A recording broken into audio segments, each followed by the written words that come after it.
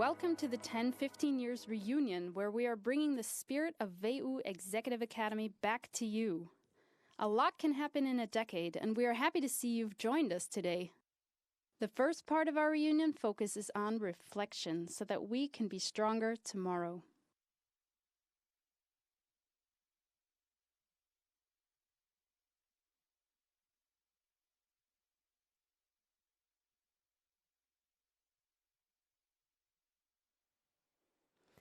Welcome to the alumni reunion. 10 or even 15 years ago, when you graduated, the world was a very different place. Gasoline prices skyrocketed. The world was looking at the royal wedding in the UK. And Google, of course, bought Android and later moved on to buy YouTube.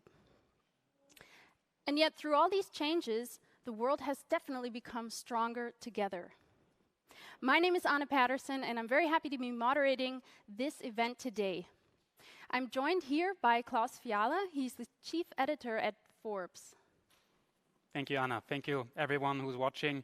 We are very excited to partner up with WU Executive Academy, one of our strongest partners here at the German-speaking edition of Forbes for, I don't know how many years, 5, 6, I think, since the beginning. And the reason why we joined and the reason why we want to be part of this reunion, this 10, 15 years reunion, is that Forbes is all about leadership. It's all about entrepreneurial spirit. It's all about doing instead of just talking. And that's what I think the alumni of WU Executive Academy also embody. And what we want to see today is how they've done, not talked, maybe also talked, in the last 10 years, 15 years, and especially also what's going to happen in the next 10 to 15 years. So you're looking to see a lot about the experiences of our alumni. And before we start off with this segment of the event, I wanted to ask you about your experience at Forbes. I mean, how did you come to work for Forbes? I wanted to become a central banker, but I didn't want to go through the hassle of doing a PhD. So to earn some money, I started writing, and it stuck. And there's not a lot of outstanding business journalism, not a lot of outstanding economic journalism. So in the end, when Forbes came to Vienna, to Austria, I decided to join. Now we are not only in Austria, we're also in Switzerland and Germany, the German-speaking region. But Forbes also has a global network, and we have very strong colleagues and bases in Romania, in Poland, in the Czech Republic, in Hungary, in Slovakia, all the countries, all the countries that the WU Executive Academy also calls home in the end. Exactly, and today we have a lot of alumni joining us from our hubs. Most likely they are sitting right now in Romania and Poland, and a lot of them from Russia today. I did also hear that one from the United States was tuning in to us. So welcome to everyone in the world who is listening in right now, joining us from your different time zones. We're really excited to have you here today. And Forbes is our cooperation partner, and we wanted to take this relationship to another level and talk about leadership. So we decided as a university to make this event happen with such a strong partner. And I noticed there was a lot of work leading up to this event. So can you maybe share a little bit about one of those aha moments for today? It always looks like a simple thing, like a live stream, just this YouTube video that we send out. But if you could look behind the scenes, there's a bunch of people that are watching us, that are running around, all with masks, all vaccinated, all tested or have recovered. So we make sure that the safety measures here are kept, that help us with this production, that help us deliver high quality content. And it does this digital event, and that's really the aha moment. It does give us the opportunity to reach out globally. As you said, we have people joining in from the US. Hello to all Americans, and hello to your colleagues and natives. But also Belgium, Czech Republic, who are taking some time out of watching the European Championship to be here with us today. They're still in there. Others have failed. So how much work actually goes into this very simple thing to make it look crisp, clean, but also to deliver the content that's relevant to the people. I think that's really the aha moment. We hope we can make it look easy, but it's a lot of hard work, but it's also fun. So we're happy to be part of this. Yeah, definitely. And you have a very strong team of staff behind you working today. And as we know, I mean, you have a team led by Heidi Aichinger as well, and it's a very nice relationship to be working with you together. So before we get started, a small thank you in advance. Now, today's event is kindly supported by Boehringer Ingelheim, and it's our goal, dear listeners, to really make an event provided with really state-of-the-art context, but also content, so that you can get the conversation going. You can also then reconnect with your peers, and you can make new memories. We really want this to be an interactive element. So, of course, if you're on social media, which I assume hopefully nowadays a large amount of our alumni are, we have a hashtag, isn't that right? Yes. So this hashtag is WUEA Reunion. So WUEA Reunion, don't forget it, to tag this all when you're posting your posts and interacting with your peers. We're looking forward to this interactive elements, of course, and what is in store for us today? I mean, you said it before. We have a reunion of people that graduated 10 or 15 years ago, and that, you know, time flies. But at the same time, if we think back, you mentioned some examples. The iPhone hit markets in 2007. So the thing that changed everything, basically, about the way we live, we work, we communicate, is only 14 years old. So some of the alumni graduated when there was no smartphone available. And so we think that this last 10, 15 years was a very dynamic, eventful decade and a half. And then in the last 10 months, 15 months, everything condensed. And, you know, the speed of development and the speed of change just accelerated rapidly. And now we have these 10, 15 years, we have these 10, 15 months. And the question really is, what's next? What's in store? And we do have you as an audience, decision makers, leaders in their organization that can actually make a difference. And the question is, how do we shape the title today? You can see it back here, Stronger Tomorrow. How can we shape this future by learning from the past, discussing the present, and then building a stronger, a better tomorrow? Because there is a lot in store for us.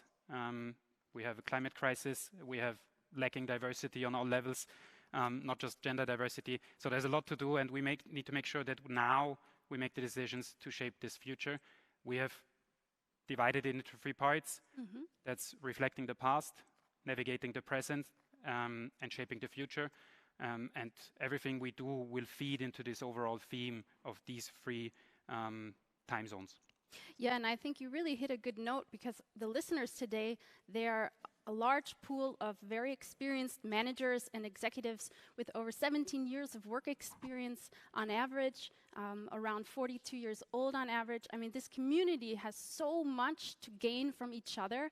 So I'm really looking forward to this aspect of Zoom meetings where we have you joining and reconnecting with your peers.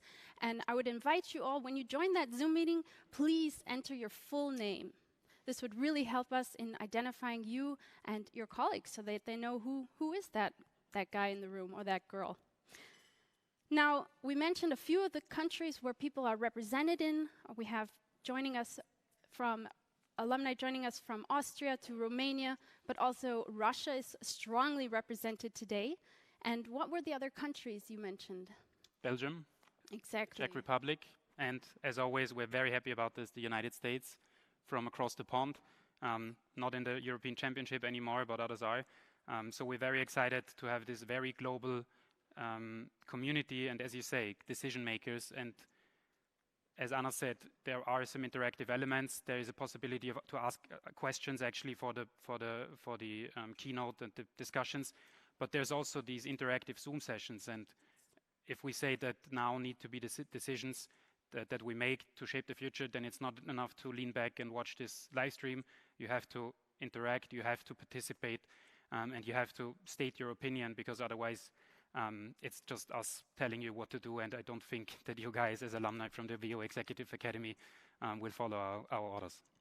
No, but if you had one piece of advice for this community, for today's event, on how to get the most out of this event, what would you recommend our listeners today?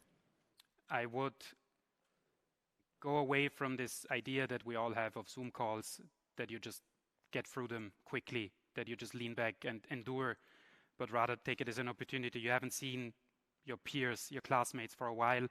We have this opportunity to do this digitally. We have the opportunity to bring in everyone actually without any barriers, without any travel restrictions. So I would say listen carefully to what we do in these larger sessions, in the keynote sessions, but then really participate in the interactive Zoom sessions, because otherwise it's time wasted. If you do participate, if you join, then it's hopefully lessons learned and experience gained. Definitely. So before we kick back into this first reflection phase, which I'm really looking forward to as Heidi Aichinger and Barbara Stöttinger reflect on the past, we want to invite you to kick back, relax, and get the experience that you've been looking for. So thank you very much and enjoy.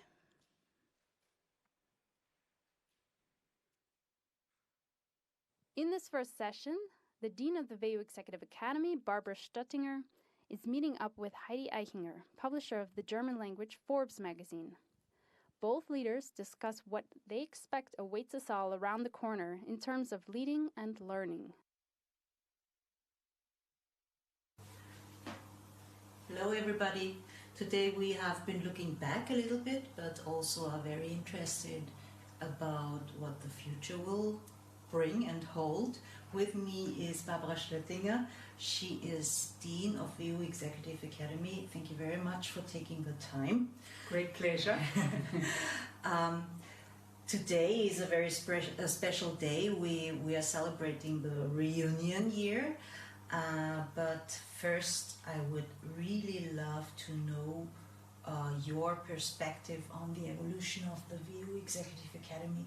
Where did your institution stand back then when it was founded? Where did it stand? Where does it stand now?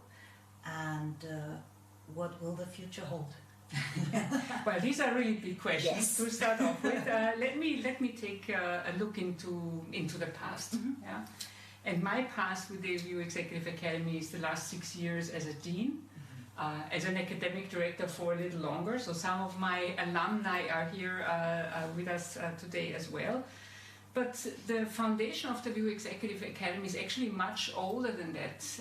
Our first programs in executive education stem from the 1940s, yeah? So around 80 years. It was a program in tourism, and ever since, executive education at WU has developed. And if I now come closer to today, it's actually with the WU Executive Academy that all these initiatives in executive education that have been spread throughout WU have been consolidated in one organization. The reason for that being, changes in the nature of executive education, professionalization, building a brand, building an international brand, and you can only do that with a strong financial but also strong marketing muscle. So when we look at the last 20 years, the programs that have been developed, the International MBA is one of the first international programs, the Global Executive MBA as one of the first joint degree programs. So I think this is when we really talk about the Executive Academy as an institution that it is right now. So I've heard a few of USPs say so. You as a marketing specialist and expert, you know best. But have there been like certain institutions you were looking at back then and thought about, oh, this would be good to have, or this course, or that, this professor maybe? Well, I think when you are in marketing, one thing that you learn is you should not be me too. Yeah. So therefore, of course, we look at what's going on in our competitive environment. Who are the big players, not only in Europe, but particularly in the United States or in China these days, to see what we can pick up, where does the industry trend go. But I think it is trying to find your USP as an institution, and I think this is also what has made us strong over those past decades, if you so want, to become a significant player in the European Union. And if I would have to summarize it, I think it is the diversity and international being part of our DNA, if you so want. Yeah? And I think that goes back to the founding days, not only of the WU Executive Academy, but the beginnings in the 1940s, being close to those people those companies you do these initiatives for, and attracting a very diverse group of students, yeah, a very diverse group of faculty, yeah.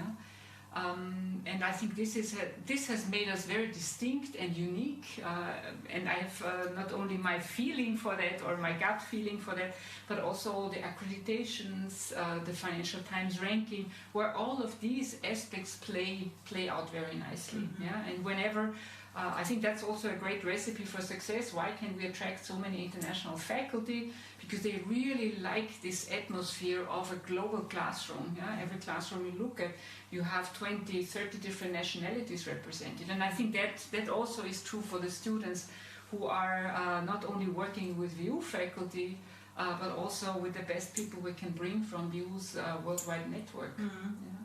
Do you see like a certain direction where continuing education, generally spoken, could go? Because I mean, there are some trendy topics,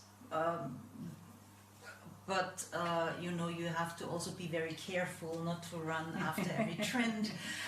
But is there, I mean, are there some topics you will also guide the VU Executive Academy to, like more of digitalization probably, or some other topics? Well, let me give you two answers to that question. Yeah? When we talk about the topics, then today I think, I mean, it's pretty obvious what will keep us busy now, but also in the years to come. Digitalization, not anything spectacularly new. If we look at the last year, it has gained, you know, in speed, in dynamics, in importance, but has been there before. What might be new are aspects of new work, yeah, for a broad set of companies and not just certain industries. So I would not say that it's so much the new topics that nobody has heard of so far that will define our immediate future. Yeah. But coming back to the second aspect of your question, how do we pick up on those trends? I think this is something that makes universities unique in this setting. Yeah, I tend to think that our, how should I say, some things that usually people say, oh, universities are too slow on picking up. Yeah, I don't think of it as a bug, but as a feature. Yeah? I think, you know, the fact that our academics, not only the ones at VU, but the international institutions, think very carefully about their academic field. They expose themselves to academic conferences on a global scale.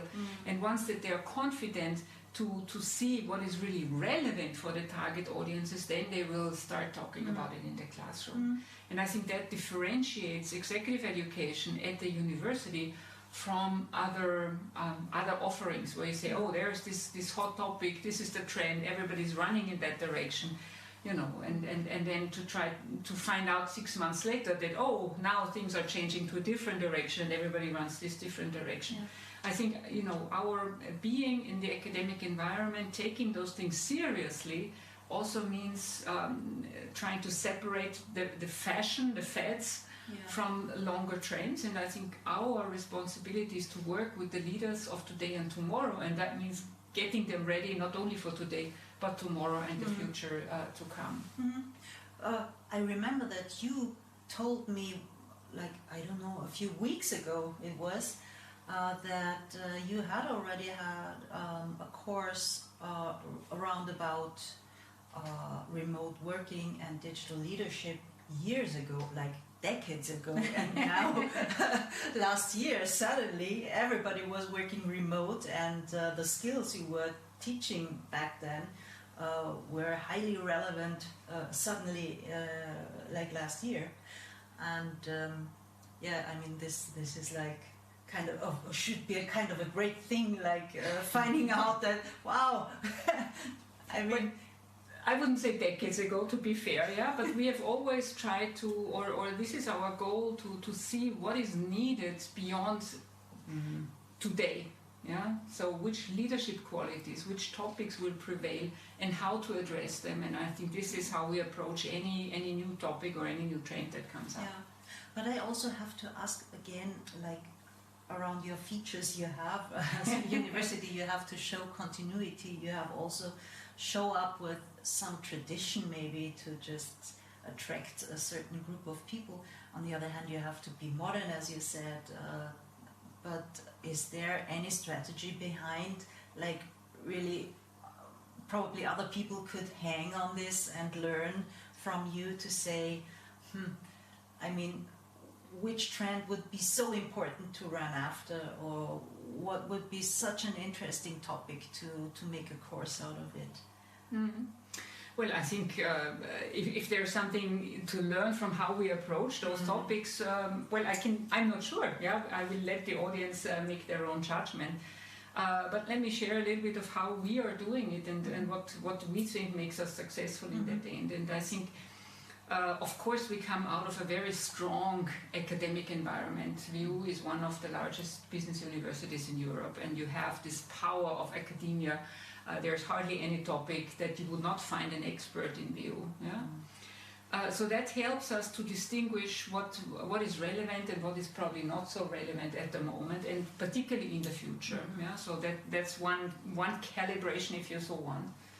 I think another aspect is that we are very strongly engaged in an ecosystem of learning, if you so want. Yeah? So I think we're also very open towards what our students bring to the table. What are the challenges and the questions they're asking in the classroom? How does that resonate with the faculty? What do they give as feedback to us? Or if we think of our custom programs where we directly work with companies on their executive education needs. Yeah? So by being, we are a learning organization ourselves. Yeah? By keeping our eyes open, by trying to get as much inspiration from what's going on outside and making our own conclusions on that.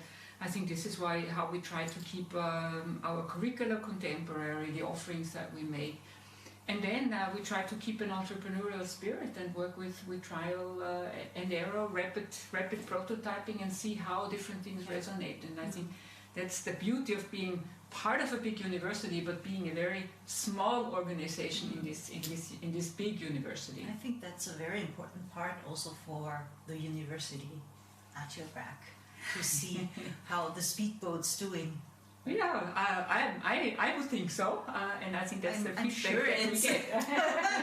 But has there been also feedback from your alumni that you put into your curricula or into some courses, or did you just invite alumni to teach?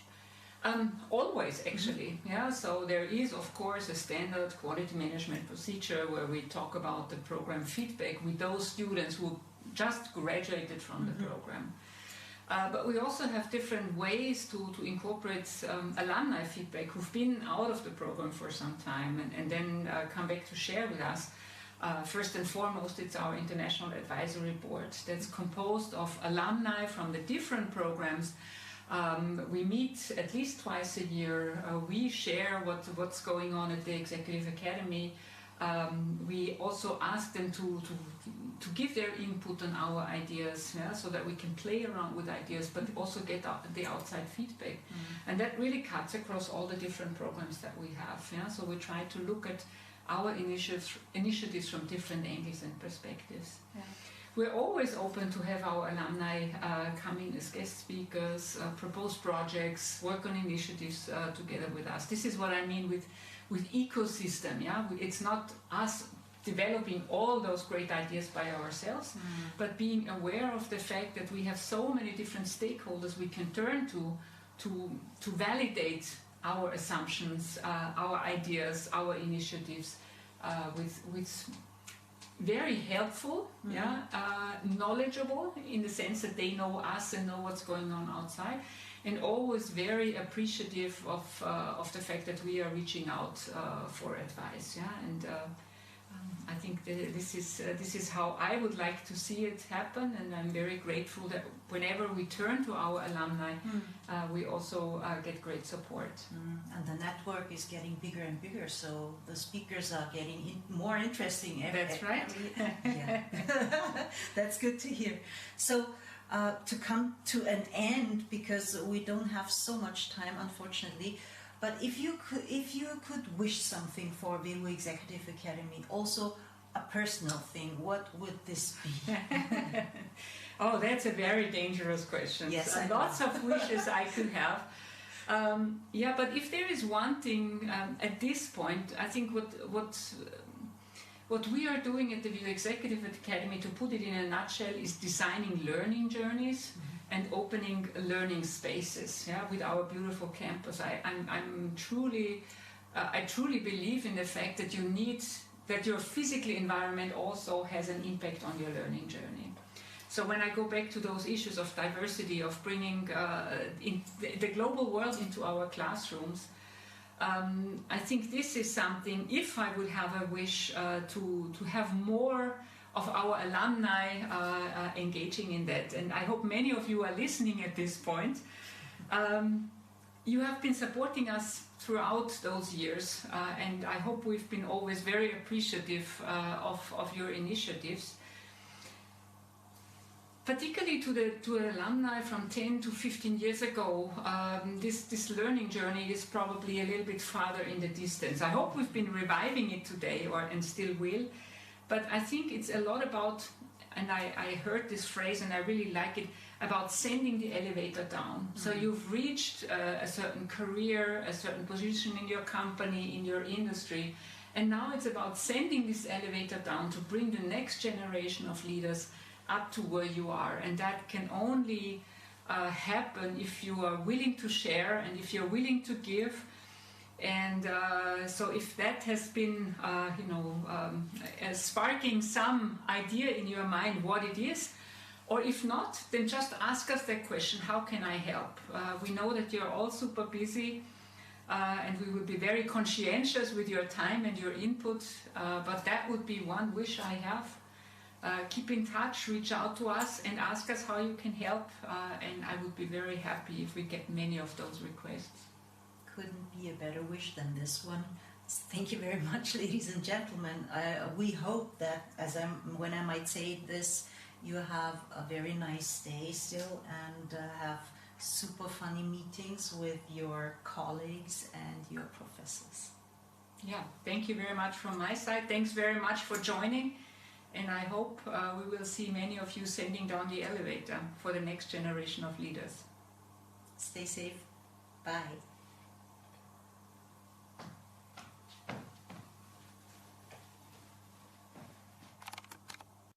Now let's move on. In the second part of the 10-15 years reunion, we will now focus on navigating the present.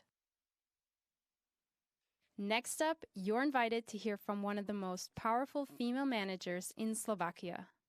Timea Reicher was nominated for this award based on her success at Slovnaft, one of Slovakia's largest companies. Timea is going to share the story of how she navigated uncertain times. And to make this session more interesting, we ask you to think of questions and post them online. Please use Slido to ask your questions.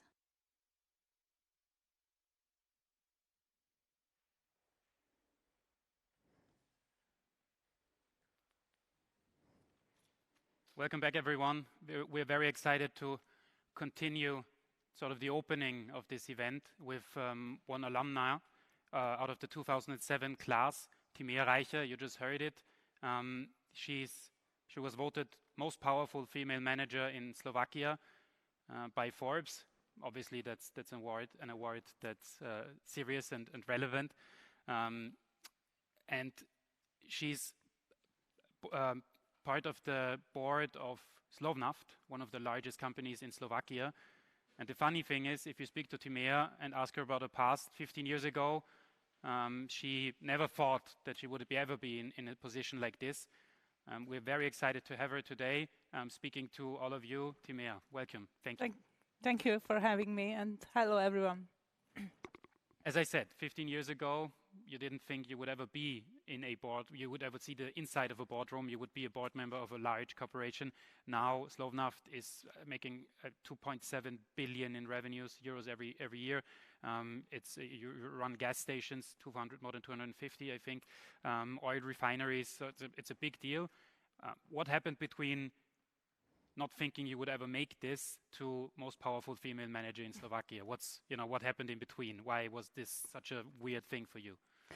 Well, definitely lots of work on the way, but lots of experiences as well, because I started very interestingly this job at the same time when I applied for the EMBA class. So it was March 2006 when I started working in Slovnaft, and it was the same period of time when I started my MBA course. And I have to say that these 2 years of my life, or a year and a half, was really as like an express train. So I was just following the movements of my life, and try to somehow to keep up the work and also my studies. And definitely it somehow, this once you start working in a multinational company, it really gives you a lot of opportunities to look around at the company. So the first 2 years I was basically running the CEO's office with lots of agenda, lots of different materials. So you really make up your mind about what this company is doing, and which part of the business is something which is more relevant to you and somehow getting closer to you. Then I moved to internal services within the company, and I was doing it for another 4 years, meaning having 120 subordinates, running procurement, big investments projects, and internal services. So this was quite a big task, part of the job. And afterwards, basically, I moved to retail, and this is for the last 5-6 years that I've been responsible for this part of the business within Slovnaft. So there are lots of experiences and lots of work.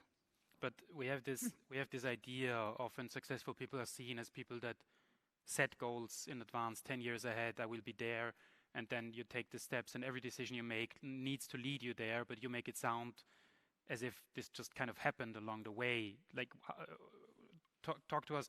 Was this something you wanted but didn't think you could get, or was this something you never thought you wanted? This success in a very traditional way. How was it for you? Well, I do believe that there was a lot of coincidence as well on the road, but of course there were lots of results of your work. So once you start working in a certain department and you really bring results, then the management really sees it. And once the company is really satisfied with your job and satisfied with the way of thinking and how you are turning different departments' work in a different angle, and it brought success in money terms at the end of the day, in financial terms, then of course this is something where this road kind of opens up and really creates opportunities which you were really not thinking of in ahead. So this is something which I find out that once I started doing services, even it was internal services, I realized that I kind of like it, because you need to please people at the end of the day, but you need to somehow create the regulations, create the processes, create all the conditions about that. And when I was offered to take this retail department, and I had beneficial 2 days to make up my mind whether I will take it or not, then without too much experience running really retail and running really business, I took it, and I have to say that I really find myself in this segment because I love it. I love the way that you, on a daily basis, you create and you make lots of decisions, and you really see the results of your work in many contexts, whether it's a financial, results, whether it's the people's appreciation, whether it's, the reputation of the company, whether it's a brand score of the company. So this is something which really shows you that whether you do a good job or not that good job. When you started as head of retail, the department itself had not the best reputation, or to be more frank, it had a horrible reputation actually. You managed to turn this around. What was so bad about the department before you took over, and what were the changes you implemented to sort of improve this reputation internally and externally? Yes, it's very interesting because you know that once you talk about Slovnaft, the refinery, then everyone, all the people, the inhabitants of Slovakia or other travelers, they can see us through the petrol chain network, and they don't really see the millions of investments into the refinery and the petchem business. On the other hand, our petrol chain business was really not having a good reputation, and as you were saying, it really had a very bad reputation. I remember it was 2015 May when I took over this position, and in August we made a big acquisition. We bought additional 41 stations of Ajib, and I could really read the comments of the people, and they were not nice, I can tell you. And was this the brand Slovnaft itself, or was yes. it just a retail?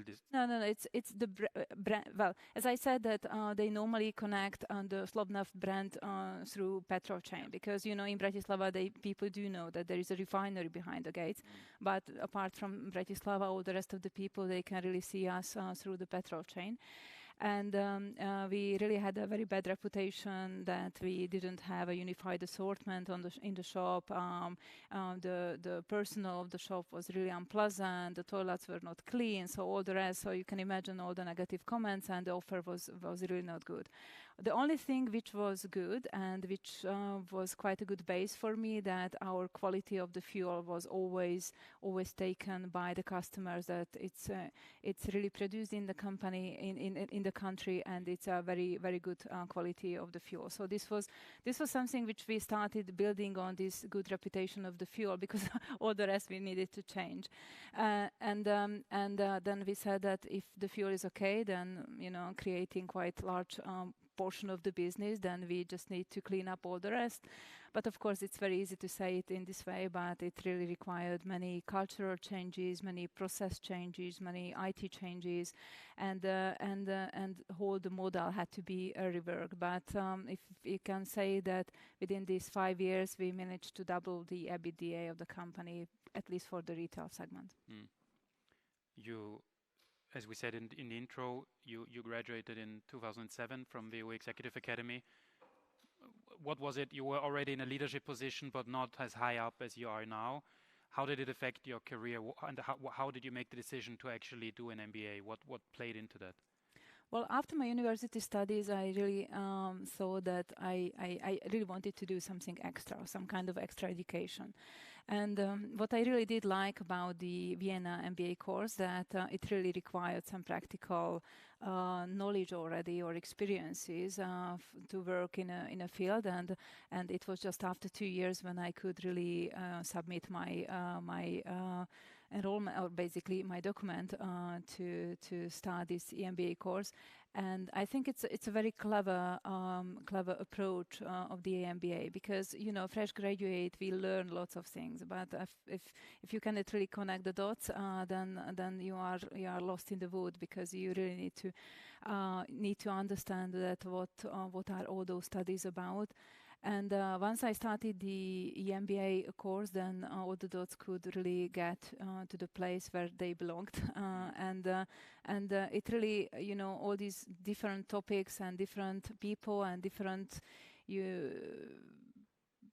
connections and information from either from the teachers, either from the university itself, either from the colleagues who we were in the same class. It really broadens up your view, how you think of life, your company's life, and really helps you at the end of the day to understand where you belong.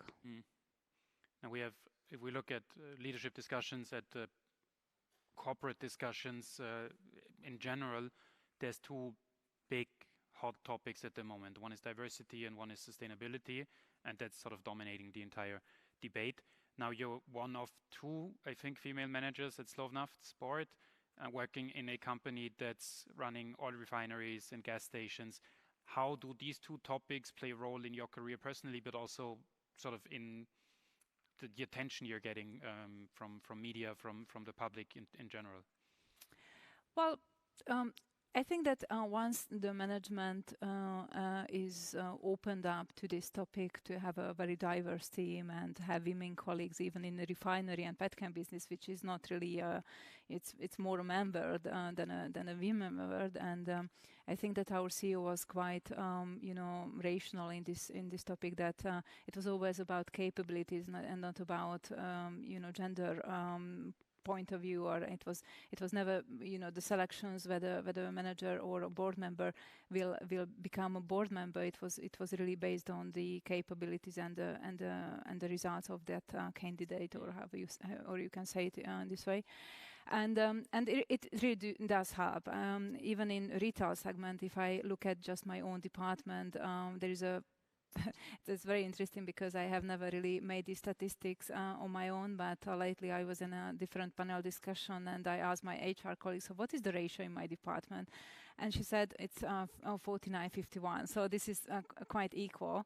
And I can really see and feel that the department works very well, and this diverse team, everyone really can create value, and even if you don't look at it just from gender point of view, but from age point of view, we really do have very young colleagues, very fresh graduates, and some mid colleagues, and also older colleagues. And I think that this is a healthy organization once you run the business in this way. And the topic of sustainability for Sustainability for Slovnaft, it's key. I mean, we are really running a refinery. So at the end of the day, all the processes, sustainability, it has to be. So this is something which was always a discussion, because for the refinery and the petchem business, you need really a sustainable production, sustainable processes, and within retail, you need the innovations, you need these novelties to somehow bring it back, and have to combine these two topics. But I think it's now with our good strategy and vision, it's pretty much falling the puzzle pieces into the right places, and so we really rely on sustainability in a way that we need to provide business, we need to create quality, we need to have very good service for the customers, and this is coming from the refinery until the very last drop of fuel you put in the tank, and or you grab your coffee. This is something which is, this value chain has to be in a very sustained way to be set. Otherwise, it's going to fall into pieces. And nowadays, it's very interesting that everyone took us that we are biggest refinery and one and only refinery in Slovakia. But at least now nowadays we are communicating that we are the biggest coffee chain in Slovakia, because we are running on our petrol chain the best coffee in Slovakia, and that's very nice that we can now proudly say that we have the biggest coffee chain in Slovakia. Before we go to questions from the audience, and here again, please use the Slido chat to ask your questions, to use this opportunity to participate in this. Before we go to questions from the audience, 15 years ago, you didn't think you would be where you are today. Looking ahead 15 years, and it's called Stronger Tomorrow today. Is there something that you want to reach? Is there a position you're after? Do you want to go abroad again? Do you want to be CEO of Slovnaft? What's the vision for you? Well, definitely, I mean, you have an existing CEO, so you're not challenging him, but what's the idea? No, definitely, I do not have any kind of ambition to become a CEO, because I think that the guy is sitting at the right place currently. I really did understand that retail is something which is very close to my heart, and even though it really requires lots of work and lots of decisions and lots of visionary thinking and lots of execution at the end of the day, and transformation and all that stuff, which is connecting to really, from the thinking to become real value for the company.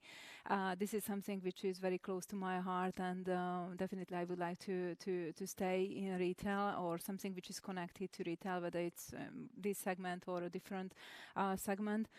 And lately, what I kind of like also these helping others, and have to create value for the society. And probably I'm getting older, and this is something which is now turning in my head, that some kind of this portfolio which I have never tried, and it's about really helping others. This is something which is getting closer to my heart lately. All right. Now we see what interests you. I'm pulling out my phone, not because I'm bored, but because my team is sending questions, hopefully, if you guys participated. So there's a lot of questions. All right. Was it always your dream to be a manager? Was this a profession choice or something that spoke to you as a young female? Was this something you envisioned as a 15-year-old maybe? Or did it just happen naturally? Somehow I think that I had it inside myself, that I was maybe not in word like manager. I have never said it out loud that I would like to become a manager, but some kind of capabilities I had inside myself, and I always like working with people and creating some kind of value. So, and as I was quite strong always in execution and somehow connecting the dots, this just came very easy for me that I really became a manager without dreaming about this word and without really of this professional that I will be a manager. I always liked working with money in terms with finances, with that have to create value. So this was always something which was very very close to me, and also the execution part, and this really created this managing role. There's also a question here. How do you handle your work-life balance? Is there one? Do you have a work-life balance? I need to have, as I have a 10 years old daughter, and of course for her I'm a mom and who needs to cook, and lately we have a dog, and I don't know how it became, because 3 weeks ago, and I think it's the result of the pandemic situation that we have a dog. So I have to function at home as well. I try to balance it in a way that, of course, you cannot switch off your head, and you come home, drive home, and you are still working. And sometimes when you are cooking or when you are cleaning, and you can still create some very good thoughts. And my colleagues told me the other day that when did you come to this idea? And I said, when I had a minute with myself.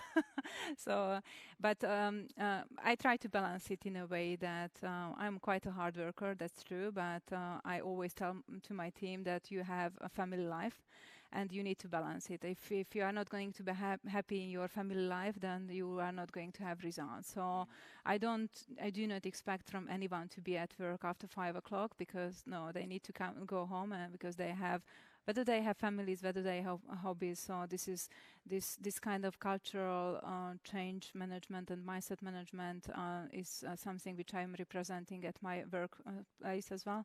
And so I need to walk the talk. So I need to show them that yes, I'm leaving the office around 5ish, because I do have family, and even though the head is still working, but but the mails are not going to reach you after that. So. I have another question that I think is especially relevant and interesting, asking pointed at you. It says, do you like getting media attention, and how much should one share with the public as someone in your position? And I'm saying this is especially interesting because you said that you don't feel 100% at ease in these situations, which is completely not understandable, because you're doing obviously a great job. How much should you share? How much personal side of you how much is profession, and how much is it also valuable to share, I don't know, stories about your daughter at work or in the media? What's your perspective on this? I really do not like the press attention. I have to say that this is something which is really not my strongest side, and I think that this is my weak side. I always say that because I'm saying that I was created for work and not to present. So this is my slogan, which normally I'm using, and it's if I can avoid this kind of situation, then I do avoid it. I have to say that this is. Of course, I do appreciate your invitation, but this I do struggle with. But how much is it part of the job, being a board member at Slovnaft? Is it part of the job profile? Do you have to do it sometimes? No. Okay. No, and I wouldn't even allow this part of the job. But it's good that you're leaving your comfort zone, and thank you so much for being here. Before we wrap this up, I have 2 questions, and since we're short on time, I would ask for short answers. Okay. One of them was from the community, and one is from myself. Who's your role model? Is there someone in business, in the professional life, that you look up to, that you aspire to be? Is there someone that comes to mind? I think it's a combination. The time when I started this work in Slovnaft, the CEO, he was a very, very strategic thinking CEO, And for me, it was very interesting to understand how his visionary thinking really works. So this is some kind of lessons learned from him. But of course, the execution part was a different story. So it was very interesting to see this. And lately I'm listening to these coaches and getting some kind of ideas from that. So I cannot really say that it's just one person or two persons. It's a kind of a combination of different informations which I'm getting, and it's not really a human being as one piece of human being. So. I'm just realizing that I set my watch a bit wrong, so Okay. we still have a few more minutes, so Right. we can go back to the questions, and then I have my final questions, which I'm keeping because I hope it's a good final question. Martin Atassi, finally have a name, which is nice. Thank you, Martin. Congratulations to an extraordinary career. Thank you.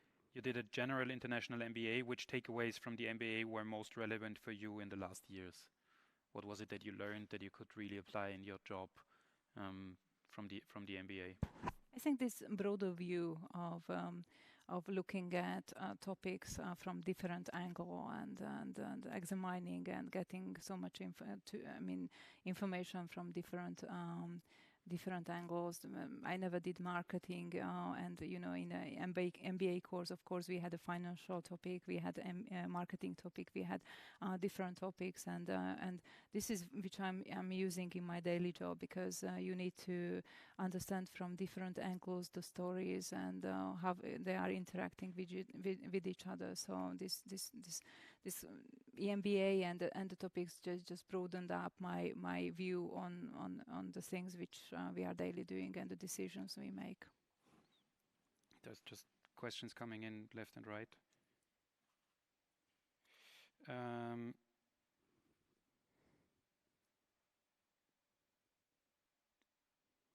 I think it's an interesting one, and I'm not 100% sure if you can answer it, but I'm still going to ask a question. What do you think about the value of MBAs, especially after COVID? Is this, like what you experienced during COVID, something you can learn in a classroom, or did it somehow prepare you for this? Well, as I finished my MBA quite a while ago, as we said, this topic was really not present in the class that time, and I believe that this new normal will bring it into the classrooms as well, because it really created this innovative thinking and really very, very quick decision making and humanity. So this is, the whole business was somehow transferred into humanity part, and have to mainly focus not on the numbers but on protections of the people, of your employees, of your. So this is something which definitely will be taught or will be present in the classroom. I can imagine that, but the time when I was doing my course was not really relevant, this topic. And we will touch upon this again in the panel discussion later today, but taking a bit of it now. What's the thing you've learned in the last 15 months, which were for all of us unprecedented? What was it that you didn't know before that you learned during the COVID period about yourself, about your job, about work in general? I don't know, something a lesson that you learned that you didn't think would be possible before. Well, I think that the biggest learning was that we really, went to home office type of work, and we could never really imagine that you can really run a network of 54 stations from your home. This was something unexpected, which we did not really thought of, and also this how much we really put much more focus on this humanity, as I said, and not on the financial terms. Even though you know that you are in the positions to run the business and create value and bring the business plan figures, but our thinking was really rapidly changed, and how much we could be supportive. That everything which normally in a company took ages to arrange, and somehow it could really processed very, very quickly. And we are quite a traditional company. We are not, just having this history of refinery and the processes. It's not really a very innovative company in terms of IT, and this is something which had to be changed, and we could really create value even during this period when we did not really focus on first place on this figures and so on.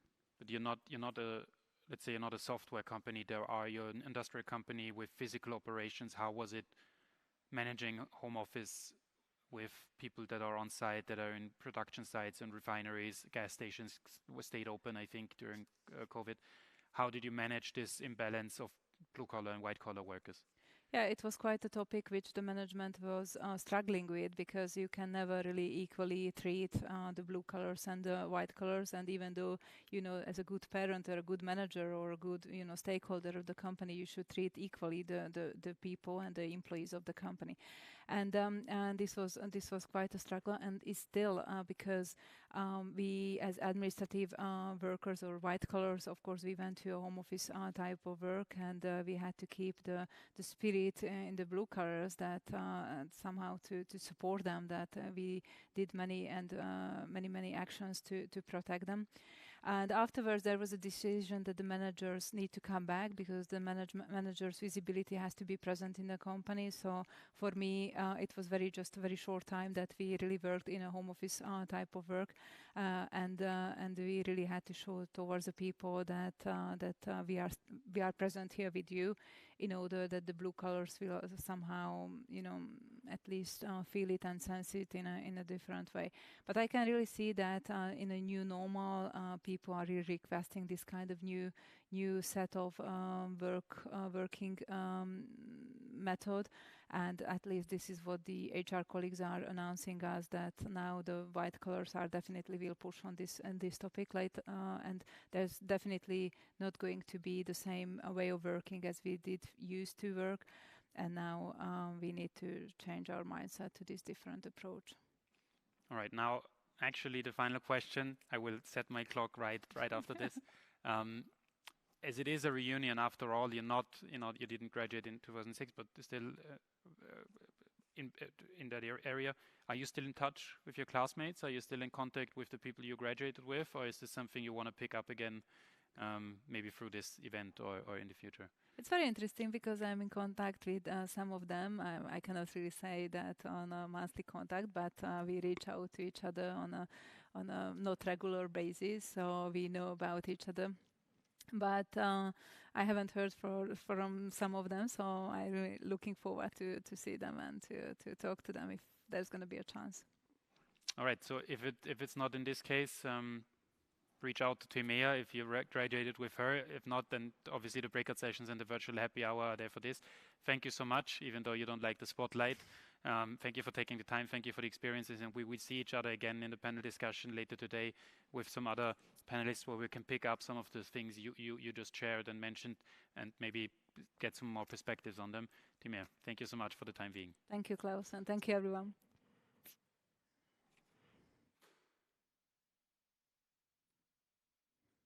The reunion moment you've been waiting for is here now. Now it's time to reconnect with your peers. Please join us on Zoom.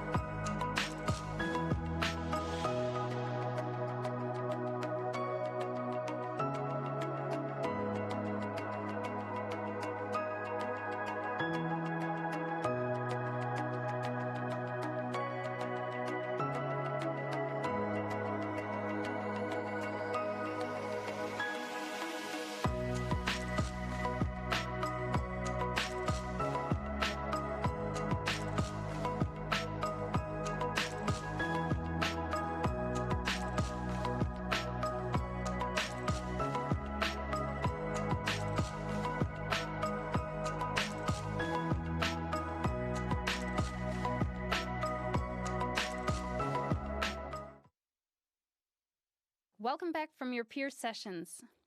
Now we're happy to hear from an executive joining us from Moscow, who's going to share insights on the challenges of being an executive of a global corporation in times like these. So Patrik Ziman is here. He is the head of finance and administration at the Russian affiliate of Boehringer Ingelheim.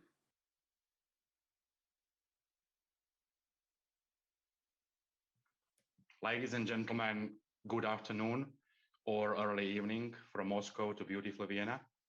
It's my honor to have a chance to contribute by a little drop to the ocean of experience, knowledge, wisdom, and success represented by all of you tonight. And I hope that those couple of ideas I want to share with you can lead to some interesting discussions or some new thoughts in the upcoming days.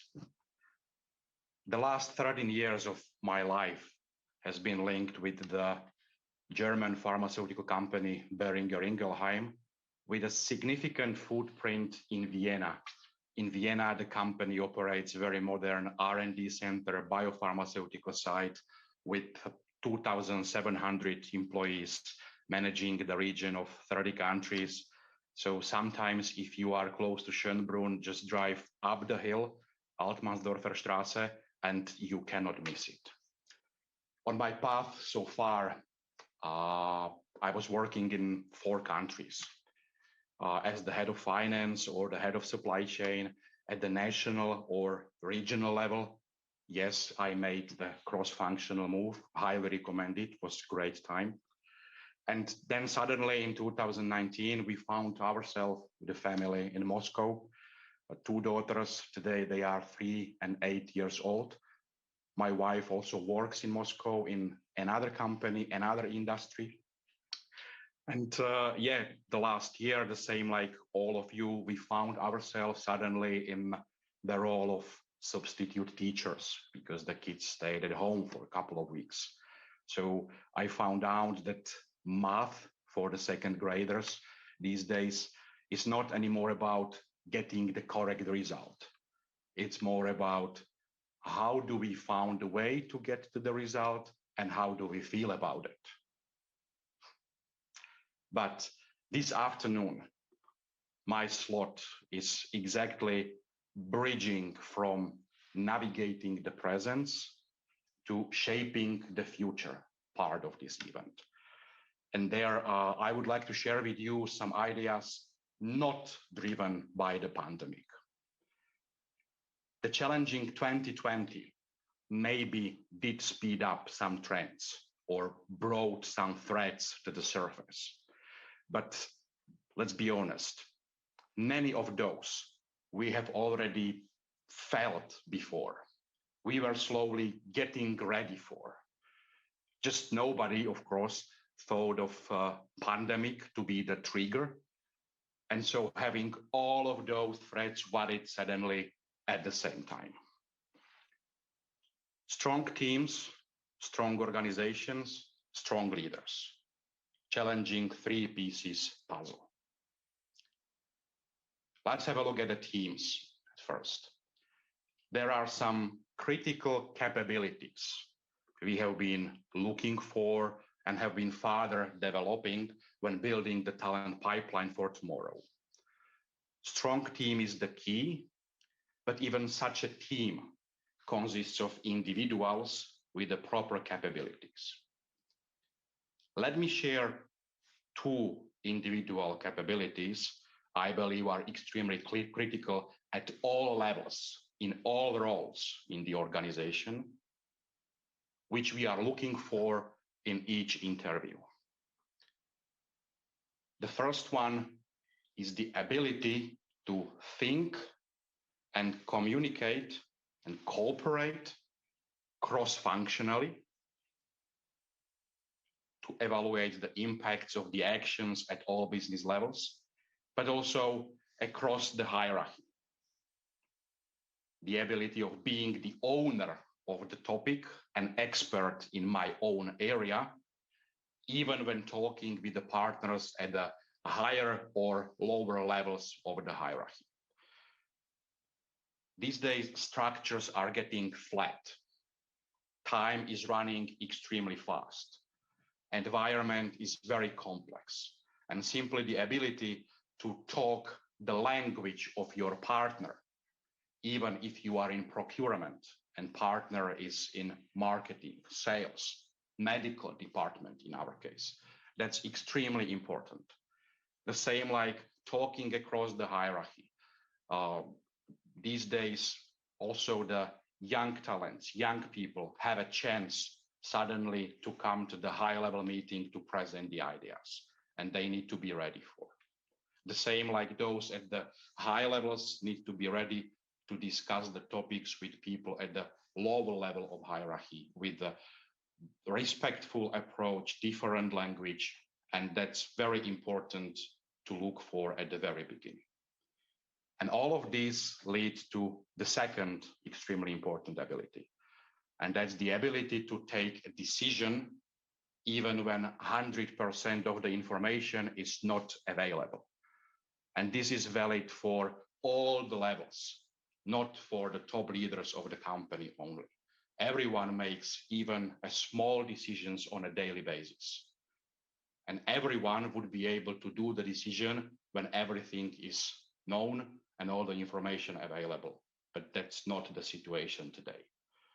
And the decision that we ask the supervisor to take the decision, that's not really a decision. Then if we have some proper skill set in the team, that lead us to the second level of the organization in general. Having people with the right capabilities, that's one part of the puzzle. There are some critical behaviors or culture elements of the organization we have been building for tomorrow. And suddenly the tomorrow is today. And this needs to be in the DNA of the organization to enable the people with the right capabilities to succeed. Let me share two examples. And by the way, if we used to call the period 2010, 2019 as VUCA environment, volatile, uncertain, complex, ambiguous, how would you call 2020? Extremely challenging times brings many risks as well as opportunities. To deal with it, we need to create an environment accepting certain healthy level of failure. Otherwise, we can lose the opportunity being too afraid to fail. But do not confuse the failure and incompetence. That's still different. However, there will be many projects running. Some of them are going to be successful, some of them not, naturally. It's very important to recognize the moment when the project is out of the success path. Be brave to admit that, stop, analyze, take the learning, relocate the resources to another project, and to do all of this despite all the investments made, all of the career stakes, and all of the egos. That's challenging. The second organization characteristic or behavior, culture element, is the necessity to ensure the strong support of initiatives, encouraging individuals to come up with small daily life improvements of processes, products, services at any level of the organization, creating the frame, the environment for ideas generation, implementation, acceptance, and reward of the little ideas.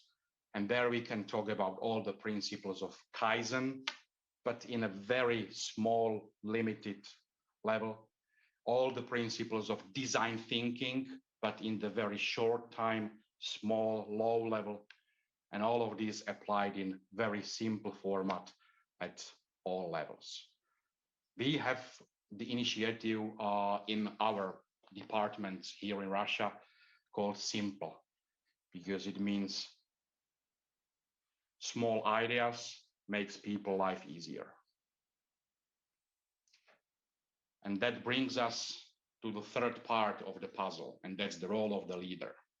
What's the role of the leader when navigating the present to shape the future? The leader is the smart umbrella.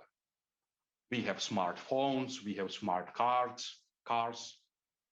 We need the smart umbrella as well. Smart umbrella opens just a while before the rain starts to create safe environment, enabling the team to continue their way to success. And smart umbrella close just a while after the rain is over, letting the team to feel the sunshine the success brings. And here is the challenge. We need to be very brave inside organizations. Basically, we need to create the safe environment for the growth of people who are supposed to overgrow us once in the near future. And that is not easy for everyone. And that's it. That's my drop in the ocean tonight.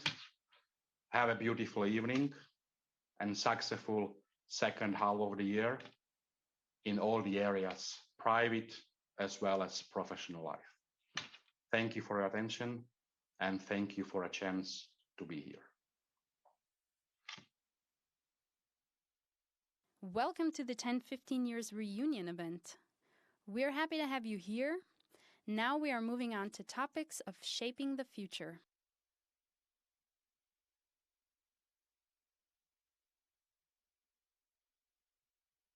Our first speaker is thought leadership author Janina Kugel, joining us now online. Janina was the former Chief Human Resources Officer of Siemens. She was responsible for 380,000 people. And after leaving the company, she began writing books and speaking in public. Janina, we're welcoming you here today.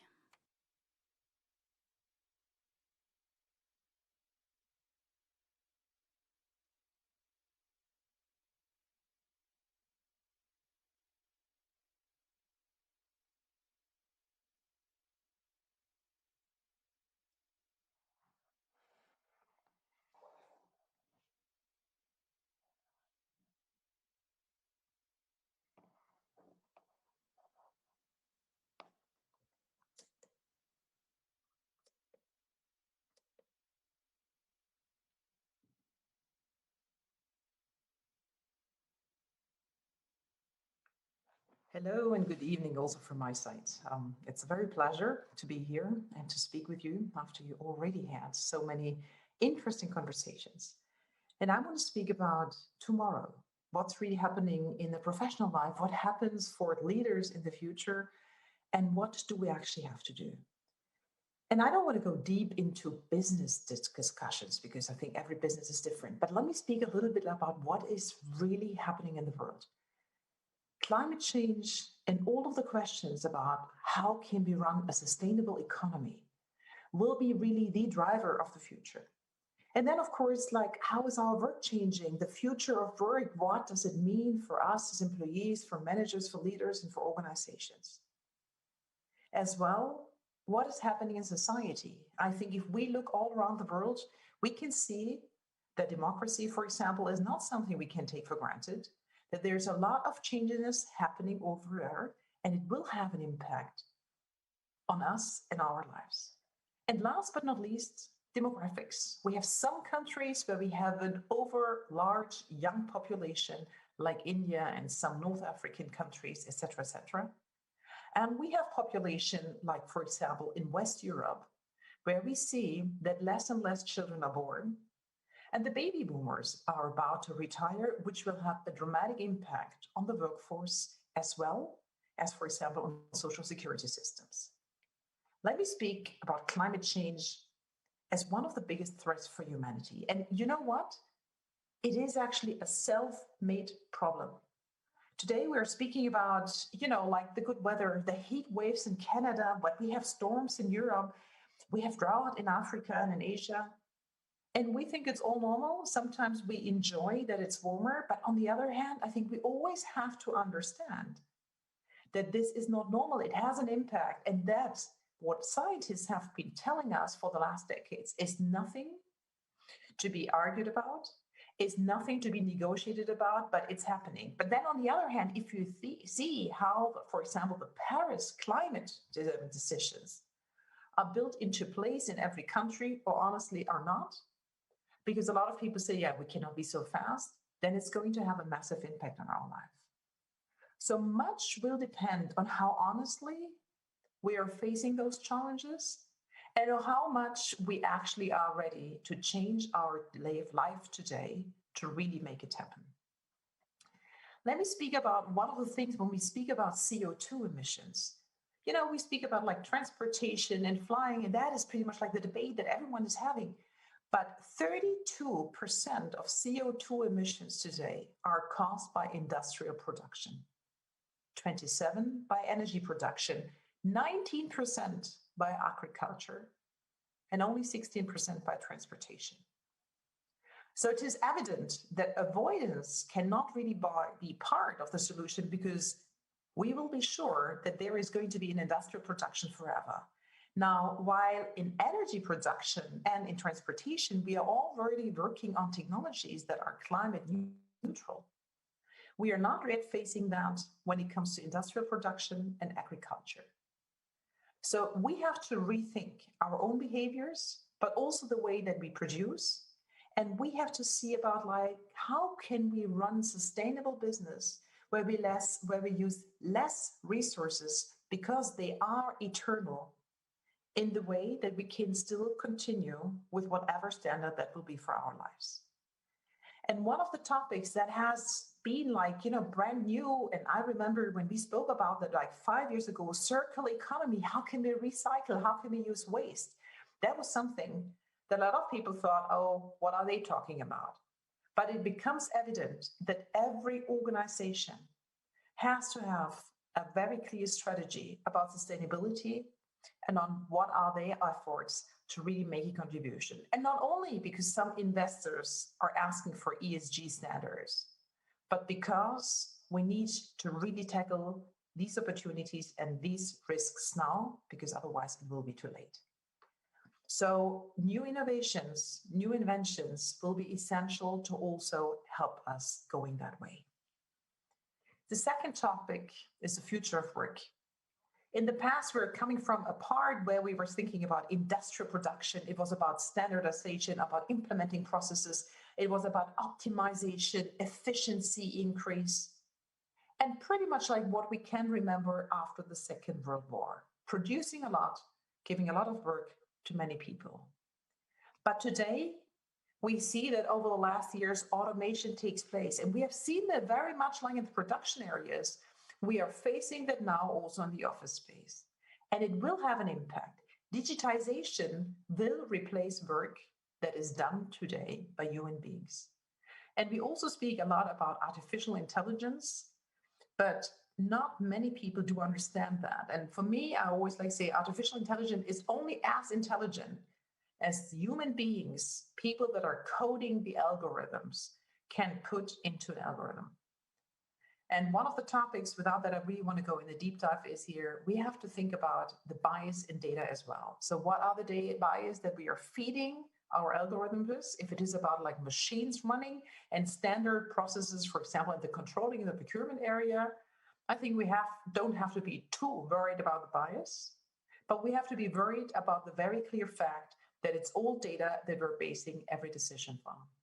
But when it comes to things like face recognition, like voice recognition, to decisions that are made about people, or that is made without that we even realize that decisions are taken. For example, what are the messages that we get in our social media feed? What is it that we can read when we go online?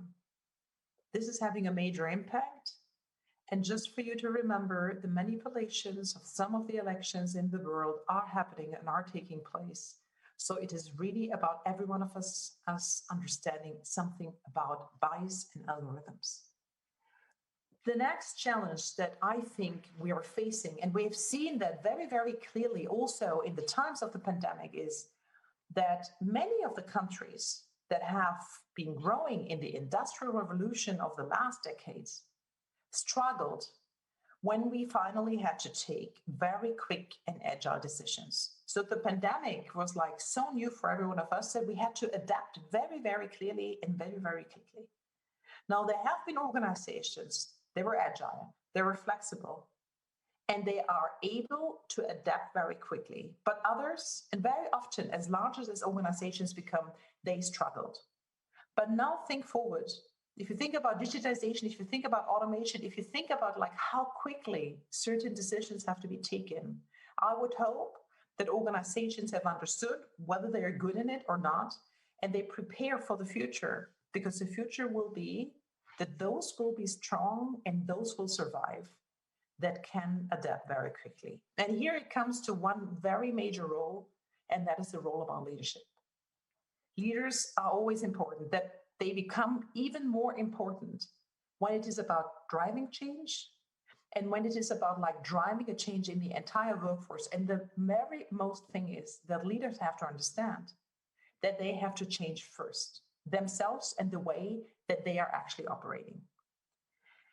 What we also have to do is to think about like, are the skills that I do have today, will they be enough for the future? The bad message is no, unless you retire next year. And then maybe there's even some questions there. So there will have to be a lot of investment into upskilling, into reskilling. And that does not only require an effort by the employer, but it also requires a mindset change for every one of ourselves.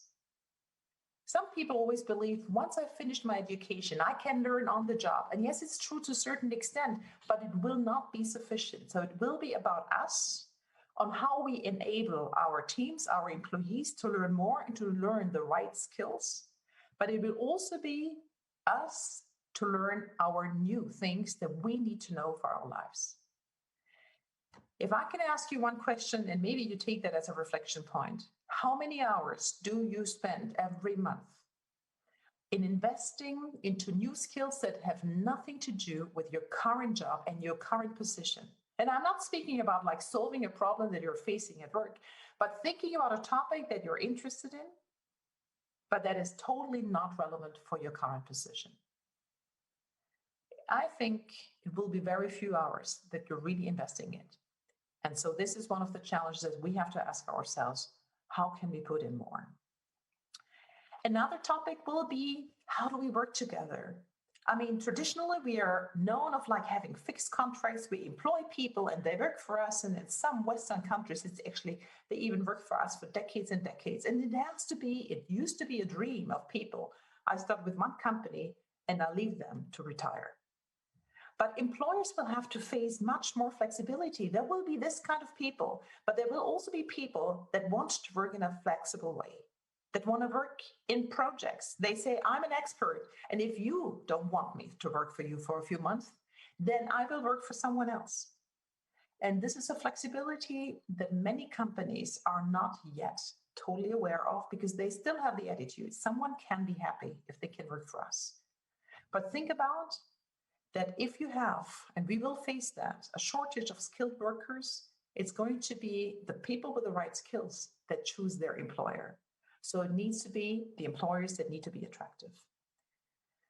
From a society viewpoint, which is the third part, that is of course facing and influencing our lives, and I mentioned that already in the beginning, we can see that there's a lot of shifts in democracy, and even in countries. I mean, I know that certainly a few people from Hungary are also listening, or from Poland. I mean, what has been happening over the last years, what the government is influencing in terms of like not providing equal opportunities for everyone else. For example, when it comes to women, when it comes to people with a different sexual orientation, is something that someone within the EU would not have been thinking of like 10 years ago. So there will be a new definition. Is the European Union only a conglomerate to work together? Is it only trade? Is it only about taxation? Or is it also about human values? And how will Europe place itself between the very typical capitalistic view of the United States and China? And what is the role of Europe in between? How do we want to define the world? Because whatever we do is going to have an impact. And I think we always have to see the larger picture, because one of the things that I've often been saying, the times when the Western countries believed, or Europe believed, that they have the people with the better skills than, for example, in some of the countries in Asia, are over. The global competitiveness is on, and we need to rethink how that works. One of the last points that I wanted to mention is demographics. As I said at the beginning, there is countries that are actually looking for work for their young population. India, Egypt, these are countries that are really looking about like, how can we employ the younger people? And by the way, in Southern Europe, you can see exactly the same picture. And then you have overaging populations like Germany, like Austria, where you have a lot of baby boomers, but then later on, so the pyramid that everyone is always speaking about of youth and that the social security systems are actually built on becomes kind of like, I don't know, a potato or something, right? An onion, where you definitely see that you have to rethink who is going to live in our countries, who is going to work in our countries, and how can we handle that? Now, having said that, Europe is still having an approach to immigration in terms of like, do people need help? Do they need to seek for asylum? Or are the members of the EU that we actually let in? But we should really also reopen the way that we look at the world of like thinking, whom do we need? Where is the contribution that people can make? Because the shift in the global economy will not happen overnight. So let me conclude with thinking about like all of you that have been doing and have been going through the path of the professional in your education. You are the essential leaders of the future. You will need to challenge the challenges, or you will need to face the challenges of the 21st century. And for me, leadership is not only about optimizing yourself and your own career. Real leadership is about creating something that is better than yourself, creating something that goes beyond your own organization, that goes beyond your own company, and something that leaves a very clear trademark for more. And in order to get there, you need to always reconsider that everything that has been done in the past might not be enough, but you have to be courageous to really also ensure that all of the choices that you made are ensuring a prospering business and also a prospering future. So for me, it's really about use your power and use your influence to create something that is bigger than yourself. Thank you.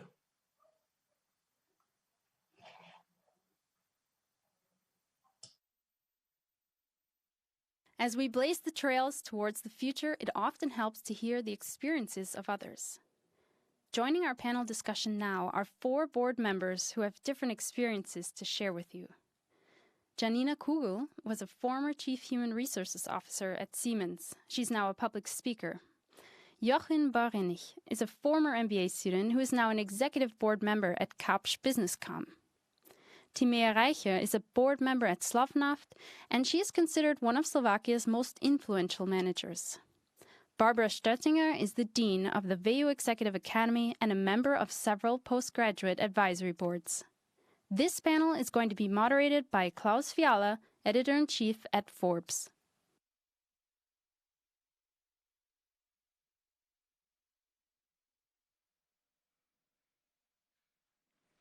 Welcome back, everyone. We are so excited to finish this day, this afternoon of the 10-15-year reunion off in style with an amazing panel, hopefully an intense and at times maybe even controversial discussion. You just heard from our voice of God, Patterson, who our panelists are, so I will skip the introduction or maybe to say it better, I will leave the introductions up to them. You can see them here. I'm very excited to have this panel together with us. Thank you, everyone, for taking the time. Thank you, Janina, for joining us from Germany. Before we start diving into the topics, and we have a lot to cover, I have 4 pages in my horrible handwriting of questions prepared, and there will be many coming, hopefully, from you. At this point, please use the Slido chat to ask questions, to use this opportunity to get your questions to the panelists. We have a 15-year, a 10-year reunion. We are celebrating those that graduated in 2006 or 2011. If you guys think back, and I would like to ask each and every one of you this question, where were you in your career in 2006, 15 years ago? At what point? Give us a short anecdote, a short idea of where you were. And Janina, maybe you can start. Where were you in 2006 in your career? Well, in my career, I was running a team, but I was a brand new mother. And so I was like in the middle of juggling twins and breastfeeding and doing management meetings. So 2006 was like the year of a lot of changes in my life and understanding that I don't really matter at all. Jochen, I'm hoping not breastfeeding, but where were you in 2006? In 2006, I worked for Deutsche Telekom, the IT segment. Just started my management career there, from sales to being responsible for corporate customers as a manager. And my kids were 2 and 4 years old at this point in time. Timea, same question, 2006.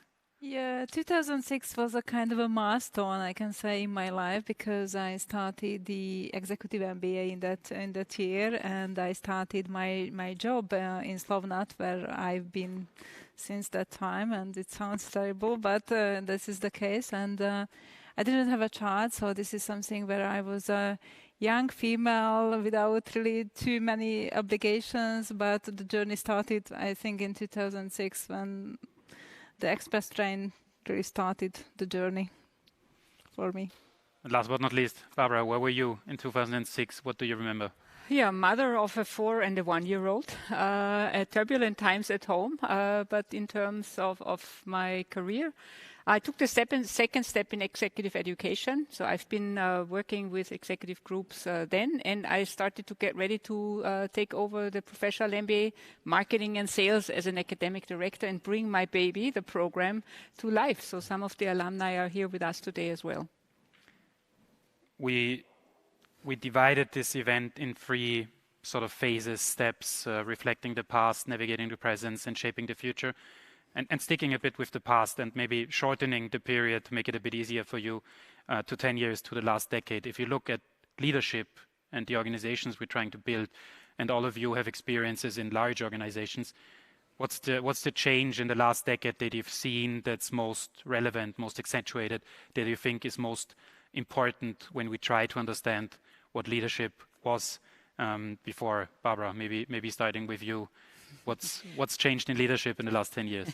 That's a very big question. Let me take a start to answer We're here to answer big questions. Well, from my perspective, I think what we have realized over the last 10 years is something that has helped us over the last year, and that constant is the only, or change is the only constant. Yeah. So basically, thinking of the different crisis situations that we had on a global scale, managing and coming out of that, and you know, the last year, of course, is very strong in our mind. Right now, I think leadership has more than ever been in constant crisis mode and managing the crisis.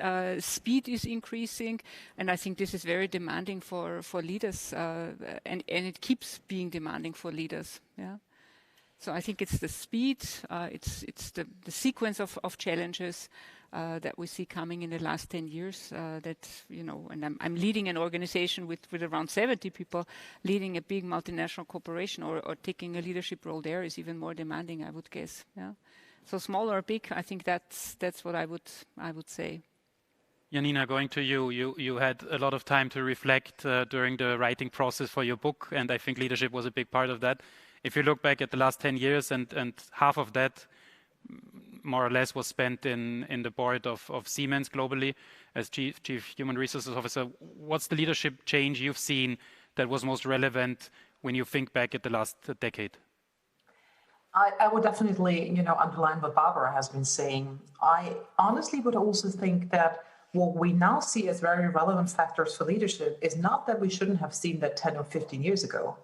Leadership is always about engaging people. It's always about running a team. It's not only about functional skills, but we also know that a lot of organizations are promoting people because they're good in whatever they do, right? In their functional skills, be it finance, be it engineering or whatever. But they're not always good in managing people. And I think what the pandemic has shown, that if there was not a connection and empathy between the managers and their employees get lost. And also what is very clear, the engagement level of employees is totally and solely depending on their own and direct manager.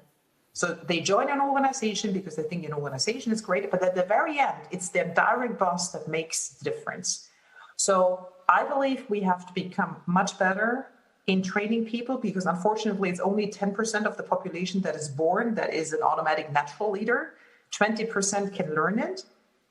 So we have to invest that we really find and invest in those 20%, and the others that are in management positions but don't have the skills.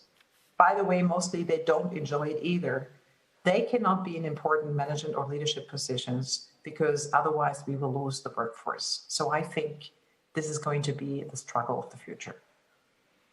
I forgot something in my introduction, which is now coming to my mind, that if you're wondering why these guys are sitting less than 1 meter away from each other, we checked everyone's either vaccinations or the test results. So leadership is also about being role models. We're trying to be very cautious here, but just so we get a shot where not everyone is only half in the picture, we decided for this setup, but everyone here is negative when it comes to COVID, and Janina is safe in Germany, so we made sure of that. In my own room. In your own room, hopefully tested. We have one similarity between you, Janina, and Jochen. You both recently wrote a book, Jochen, going from the last decade to the last 10 months. You wrote a book about hybrid working, I think, right, together with 2 colleagues, and you never saw each other during the entire process, only virtually. Virtually. Maybe you can tell us a bit about the lessons you've, during the writing of the book, but also you yourself in your role at Kapsch, have made in the last 15 months. What was most relevant, and what were the topics you tackled in your book?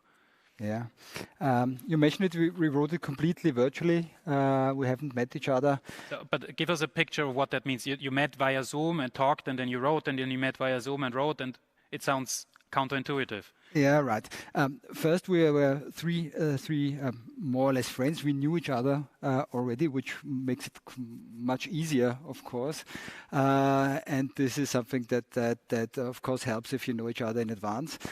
Then we all experienced the change during this crisis and said, okay, let's try to summarize our experience. One colleague is from KPMG, an advisor, and the other is from a university, having more a theoretical view on it, and we decided just to do it virtually, meaning, yes, we had Zoom calls mainly during the weekends because we had a lot to do during the week. Kapsch is in the area of IT and digitization, so we were 7/24 busy during this crisis. So we used the weekend more or less because vacation and holidays were not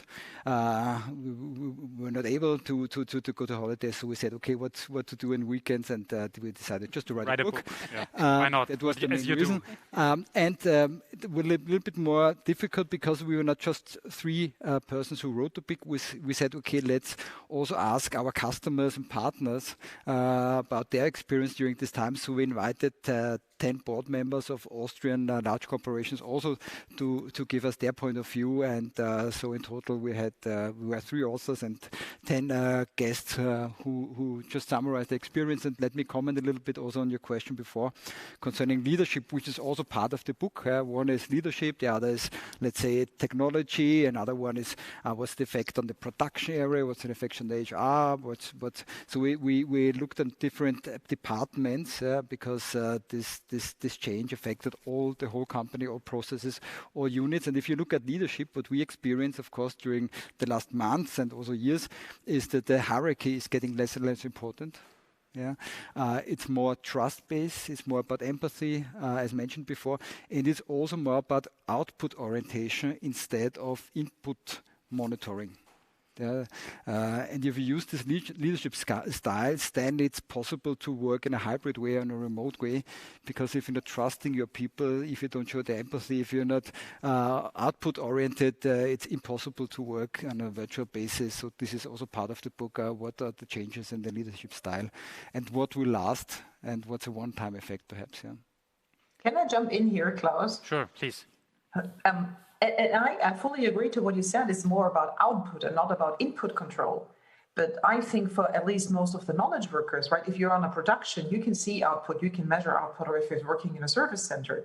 But also in the office space with knowledge workers, it was always about measuring the output. And if someone does the same job in 5 hours and not in 8 hours, so it's good. I think always like say, it's like, if you're so quick and quicker than I ever would expect, go home and do something nice. But the fact is, those managers always wanted people to be present because then they thought they could control the input. But personally, I think that never worked. It was just like a false illusion that by seeing people being present in the office, you could be better in measuring the output. What the COVID pandemic has shown, that you cannot rely on it. But I think the results were not really different. I mean, those that produced good results would produce good results anywhere, and those that were maybe not bringing the performance were not bringing the performance either by sitting in the office. Timea, we touched upon it before already, but maybe to those who tuned in now, we broadened the audience a bit. Last 10 months, last 15 months, navigating the uncertain times, I think we called your keynote. What was for you in your leadership role most important in navigating this COVID pandemic?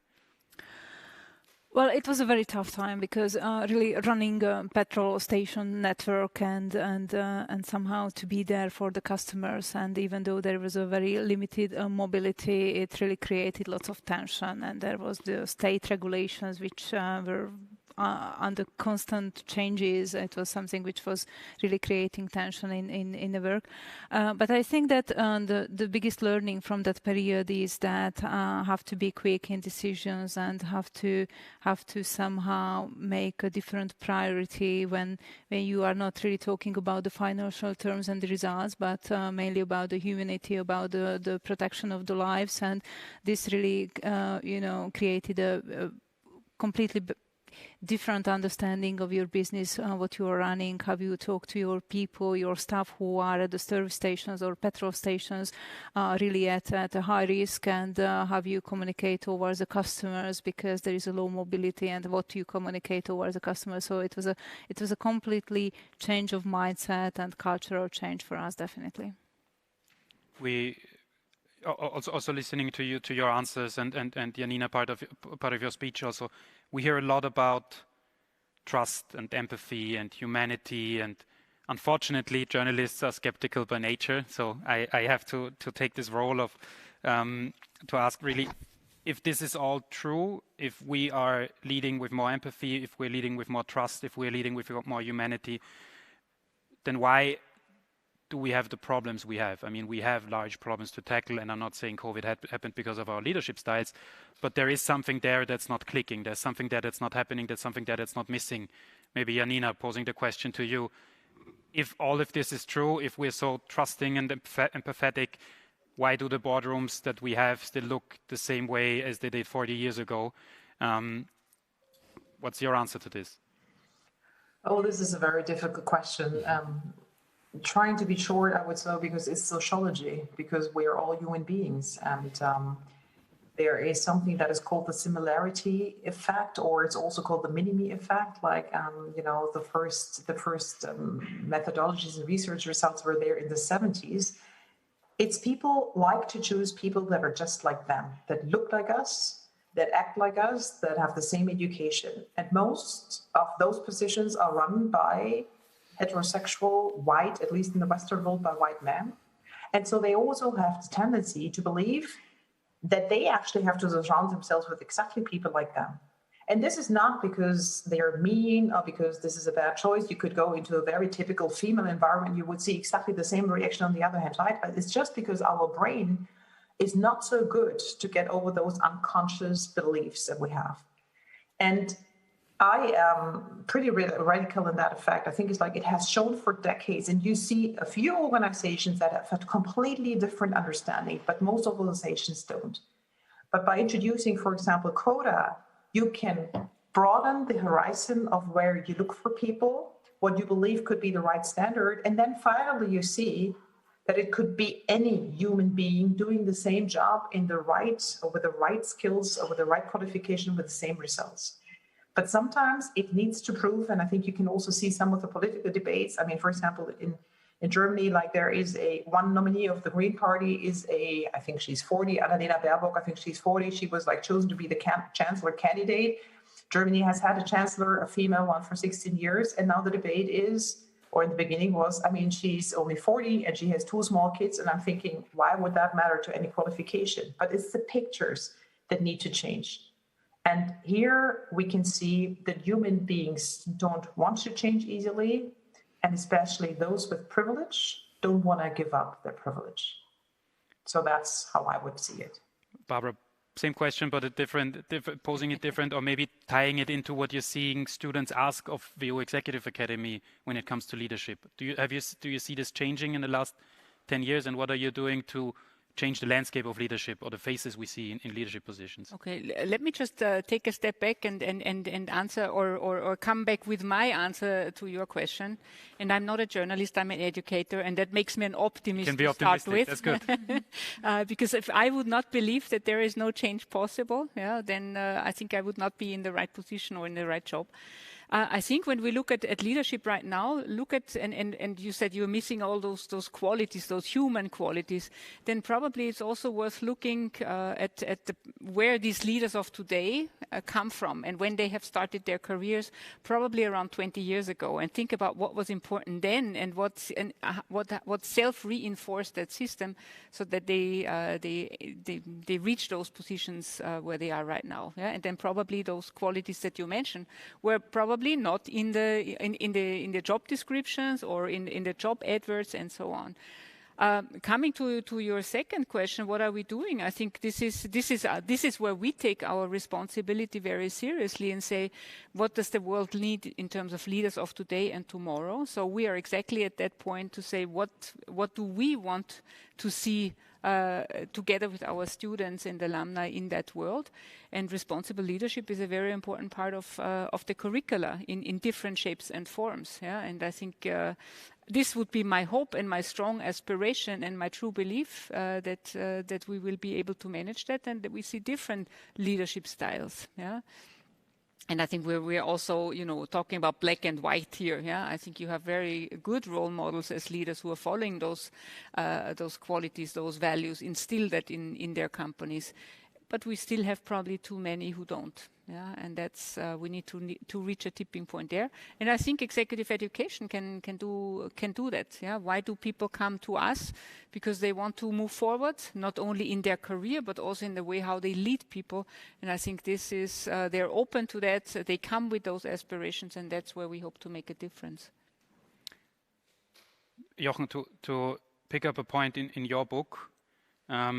And both Timea said it before that to set an example, you left at 5 just to show that there's other things apart from work that are happening. And I think, Janina, you describe a similar situation in your book where there was no appointment to be had with you between 5 and 8 or so because you had to pick up your kids.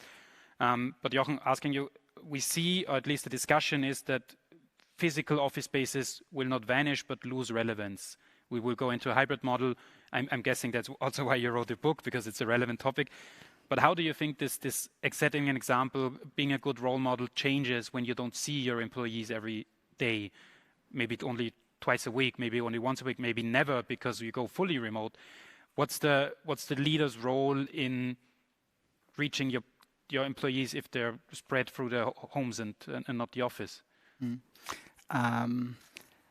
Let me give you an also a short answer to your first question that you raised before, and then embed the smart office concept, that how office will change.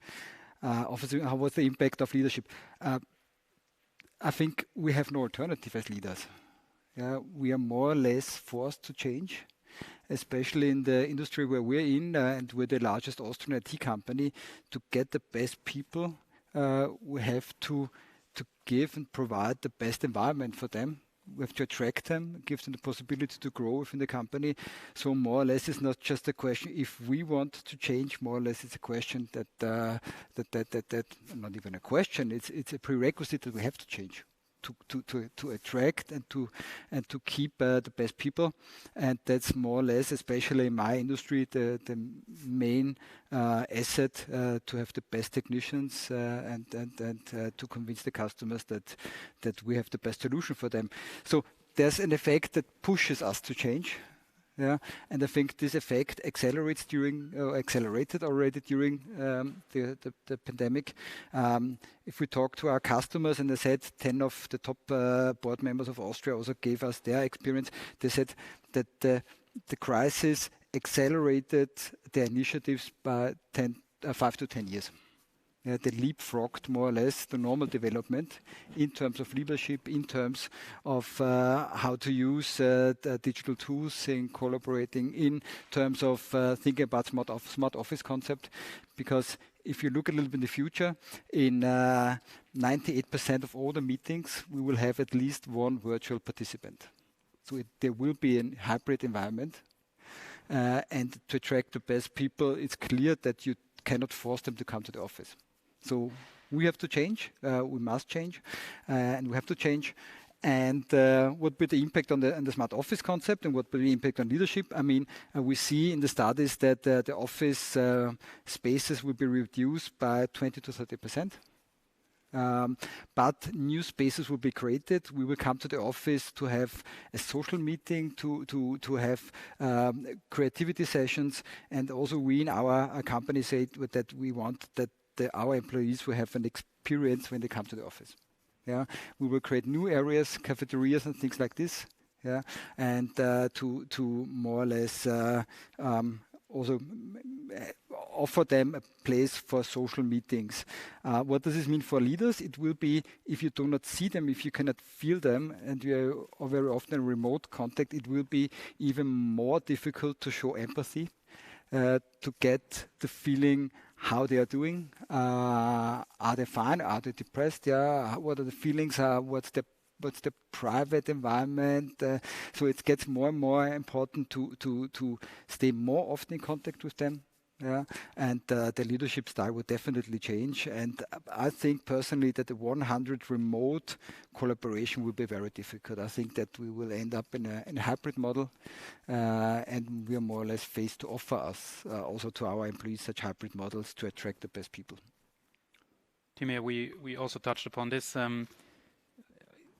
It's very much a knowledge worker discussion, right? I mean, you are in an industrial company, Janina has some experience in an industrial company. How are you making sure that all of this, what we're talking about, home office and working from home and working from Bali or wherever people are trying to work, there are some people that cannot choose, and you have these conflicts within one company, within one division maybe even. How can you bring together people that are physically on site and people that can work from everywhere, and how are you making sure that the ones aren't left behind while the others get all the privileges? Well, it's a very difficult question, and I think that all those companies who do have a blue collar and the white collar segment, they are really struggling with this topic, because you cannot really, I mean, you should equally treat your employees. On the other hand, you cannot really do it in this kind of pandemic or COVID situation, because of the simple fact that the production, unfortunately, doesn't really go without human touch, and also the white collars really can do and provide the job from their homes, and therefore it's very difficult to really balance this topic, and even to negotiate with trade unions how you are going to deal with this topic.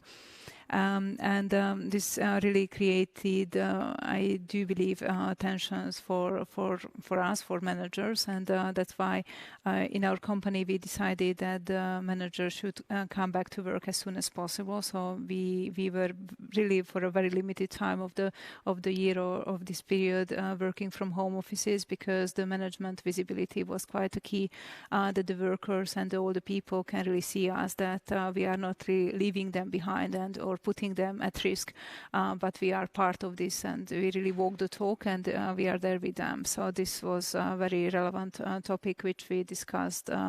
And on the other hand, I cannot agree more on what you said, because this new normal is definitely pushing us to accept differences, and even at the same workplace you need to treat differently certain part of the workers or certain part of the employees. On the other hand, what you said, that this kind of external or home office type of work and virtual teams and how you are going to sense and create this empathy type of leadership, because this has to be a part of the job. Maybe it will create more positions for women, because women do have sensors and we can really sense it much more, that what's going on behind the screen and even behind the curtains, and this is something which is a new kind of leadership skill which we all need to learn, and we need to have and use all the sensors which we have. So it's a tough question. Janina, you're not at Siemens anymore now, but anything to add on the conflict that's maybe brewing in industrial companies where white and blue collar workers have very different views on this pandemic and the changes? Yeah, I understand the challenges, and I think there is no standard answer, because I think it depends on every company, and by the way, sometimes really on the size. I would refrain a little bit, like I understand from how you also described it, Timea, that you at the times of pandemic you asked the managers to come back, but there has always been a difference between white collar and blue collar. There has been a lot of differences when it comes to payment, to the type of work, and to flexibility. There can be flexibility for production workers when you say it's like they can choose shifts, and that has been a long time possible, and a lot of organizations have been doing that. I would rather suggest to look at the type of work that, for example, are happening in the production and the service phase. If there is, it depends a little bit again here on the way, if there is a lot of worry sometimes that they cannot keep up with the upskilling and the reskilling for whatever comes in the future. And then it's easy to also say we make more investments in the skilling of a certain group of people compared to another. So I would look for more different bonus, or like, how should I say, like, the pros, instead of like saying it's like we all have to become equal, because it is a fairy tale that there has been. I understand what you say to me, and I agree that you have to treat people equally and employees equally, but on the same hand side, different jobs have different requirements. And so I would rather go to say, what is the flexibility? And let me also make one comment, I think, is what Barbara has said is like 20 years ago, certain behaviors were not asked specifically from managers that are asked today, or from leaders. I, by the way, am not convinced that women per se are the better managers or leaders. If I would go into the stereotype of employees, I would see there is more typical female behavior. But when I look at the category of people that are working up their ladder and have reached certain hierarchical positions, also because they have learned to play the game that Barbara was mentioned a little bit, like they have played to learn the rules. I would not say that women are automatically better, but I would definitely encourage that people can bring in something that is maybe that they were hiding before, like empathy and like showing emotions, that they can bring it to the job independent of their gender. That's how I would see it. But again, here, I think it also very much depends on the company culture. Shifting slowly but surely from navigating the present to shaping the future, there was a recent article in Harvard Business Review which listed 6 leadership paradoxes for the post-pandemic era. And I can go through them quickly, and everyone who's in a leadership position probably sees a little bit of their experiences in this. It's a strategic executor, the humble hero, the tech-savvy humanist, the traditional innovator, the high-integrity politician, and the globally minded localist. In German, you would say we're looking for the eierlegende Wollmilchsau. And leaders are very much remunerated in a way to make up at least for a lot of these expectations. But we have to make sure that they don't get unrealistic, Barbara. What are you seeing that the benchmark we're setting for people in leadership positions is getting unrealistic? Well, I feel that the pressure, and when I talk to students and alumni, I feel that the pressure is extremely high. Yeah, and as you mentioned, this animal that nobody has seen before, this eierlegende Wollmilchsau, it doesn't seem to exist. Yeah, so the question is there one human that really can combine all these traits and characteristics?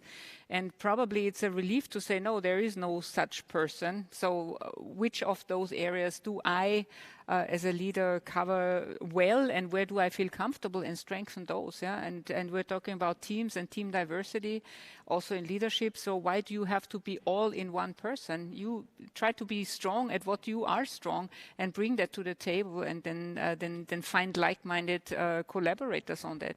I think that would be much more along the lines of what I would find timely and realistic. Yeah. Otherwise, I think the pressure is just simply too high. Yeah. Jochen, going through these 6 characteristics, are you seeing some of that from your own experiences, or maybe you touched upon in writing your book? Are we expecting too much from our leaders, from our leadership positions?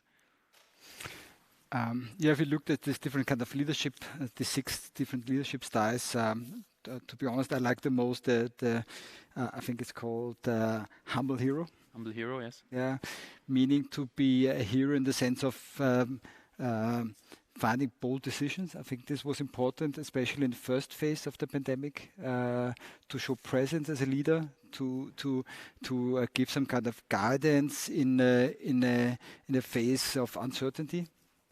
But on the other hand, also to be able to listen, to learn, to ask others, and to involve others. So I think this perhaps a little bit conflicting characteristics are, for me, the most interesting paradoxon. And what's my experience in the last months? Yeah, I think one characteristic that you have to bring as a leader is to be adaptive. I think it's not one leadership style where you can say that's a one size fits all. You really have to be adaptive. And again, as mentioned, therefore I liked this humble hero the most. Is in the first phase we are 2 persons in the board, my colleague and myself, and we showed presence. Yeah, and really tried to keep contact with our whole team, in the sense of, for instance, in former times we made a board video with professional cameras and so on once a month to tell a little bit about what's happening. And what we did in the first phase, we just made videos with our Apple phones. Yeah, and we just distributed to the whole team and showed what happened. And just to give an example, I mentioned it before, we were short of masks in Austria, and a friend of us just had the idea in Vorarlberg to produce a medicine mask and ask us during the weekend to write the software for the logistics, because they're not able to distribute it. And on Sunday we started with my team to write the software, and on Tuesday we were able to distribute the first mask to the hospitals. And these are examples that we also communicated to the team to say, hey, look, let's we are together. Let's show solidarity and really short-term communication, and also communicating positive things in a phase of uncertainty. So showing presence was, at this point in time, I think, one of the most important characteristics. But few months later, it was necessary to show other characteristics as a leader. So you have to be, the main point for me is have to be extremely adaptive as a leader. When I remember in the first interview we did, Janina, I think it was almost 3 years ago now, you said that it's not about either or anymore. You know, it's not mutually exclusive. If you look through these, obviously, you know, placative statements, humble hero, tech-savvy humanist, do you feel that leaders need to combine the two, or can they say, I'm just not that person, look for someone else? How should we manage this? You know, first thing is, like, a leader, what is a leader in difference to a manager? So I think we have to see that not everyone who is responsible for a team is automatically also a leader, and all of those behaviors are expected. But I am very much there with Barbara. It is about completing your team with those that are completing you. We cannot be everything. And I think the important thing is like saying, this is where I'm good at, and this is where I'm not good at, and this is why someone else in the team is taking over that role or is consulting me. And I think also being open to say, hey, I'm not good in everything, because we're all human beings. In reality, it's hubris to believe, and there's a lot of people that actually suffer from hubris, but in reality, they are not. And I think this is more than trying to achieve to become something. I am very much of a believer in your own strength, because if you invest in your own strength to become like X 100 times better than if you invest in your weaknesses. Not investing in your weaknesses, I mean, in terms of like, of course, you know, there's always a non-acceptable behavior, but I believe much more in completion than in trying to work on something that you're simply not good at. I posed this question before to Timea, but I would like to ask everyone on panel now. If you have to think of a role model of someone that inspires you, can be a soccer player or a manager or a parent or a relative, whatever. Who comes to mind, Jochen? My kids. Your kids are your role models? Yeah. What way? Yeah, in the sense of always learning new things, always questioning things, and I think one of the most. I don't know if it's not if this is aligned with you, but one point is always for me to learn to unlearn. Yeah. I mean, the world is changing. We're in a transition, a transformation. We have to question everything that we did in the past, and therefore my kids are my role model. Yeah. Barbara, role model.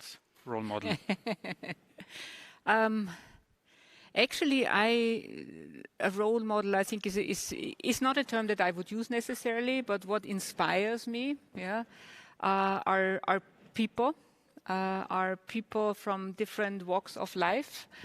Very often the students and alumni. So one of the privileges in my job is that I get to meet so many interesting people. Yeah, and I'm interested in the stories of those people and what they had to go through, what they managed, how they arrived where they are today, and that's cutting across many people I meet, not only the students and alumni, it's also my bachelor students, how they think at the age of 20, 25.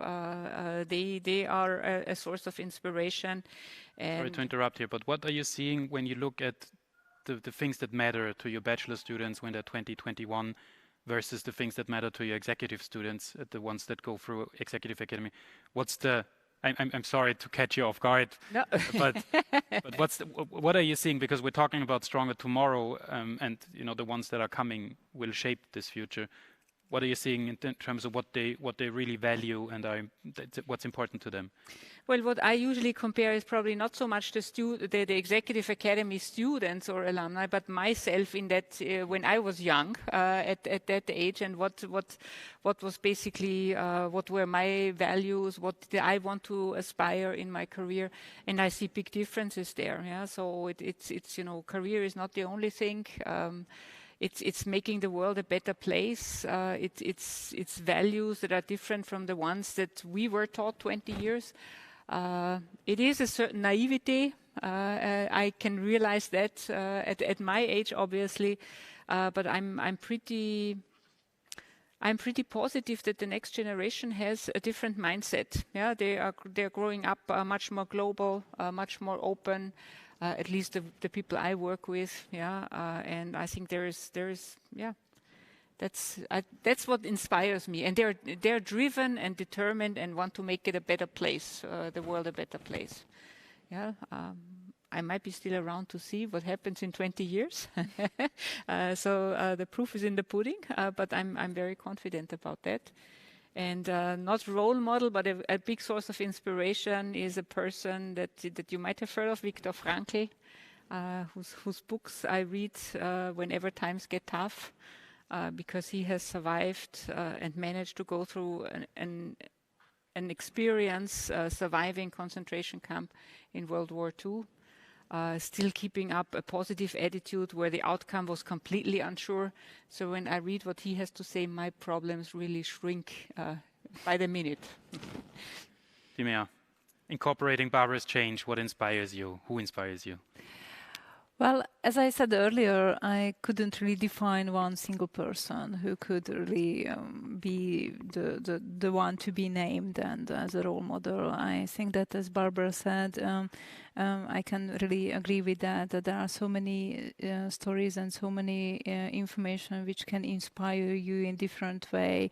One of the bosses, he's still a very good strategic thinker, and how he could connect the dots, it really inspires me. But on the other hand, there are many other different stories which, if you listen to a coach or a mentor, speeches, or if I look at my mom, and she's one of my definitely one of my example who I would like to be one day.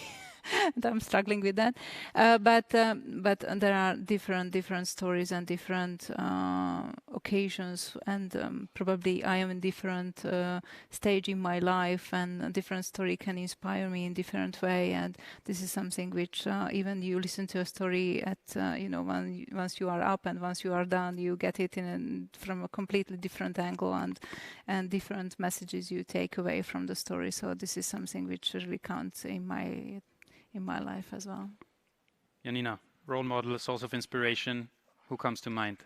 I also would say there is not a single person. I'm always admiring people that are courageous, that go beyond maybe what was expected by them, and they do also things that might be risky for them, risky in terms of ensuring their own position, and all of that. This is people that are inspiring me.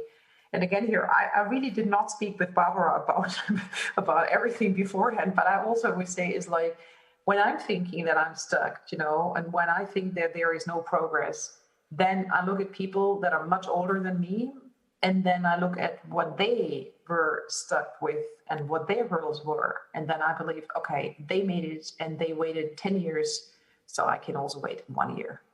So I choose my role models or my heroes, just depending on whom I need. So I guess it's a good option and good point in time to open up the discussion, to ask you guys to send in questions. We still have a few minutes left. I'm sure that the panelists are also, as am I, interested in which questions maybe we haven't discussed yet or that you're interested in. I will check my phone for a second just to see if anything has come in already. See, but my mom has written me also, asking how it's going. Not a question we will discuss. Does she have for us? Not a question we will discuss now, but I'm telling her now it's going well.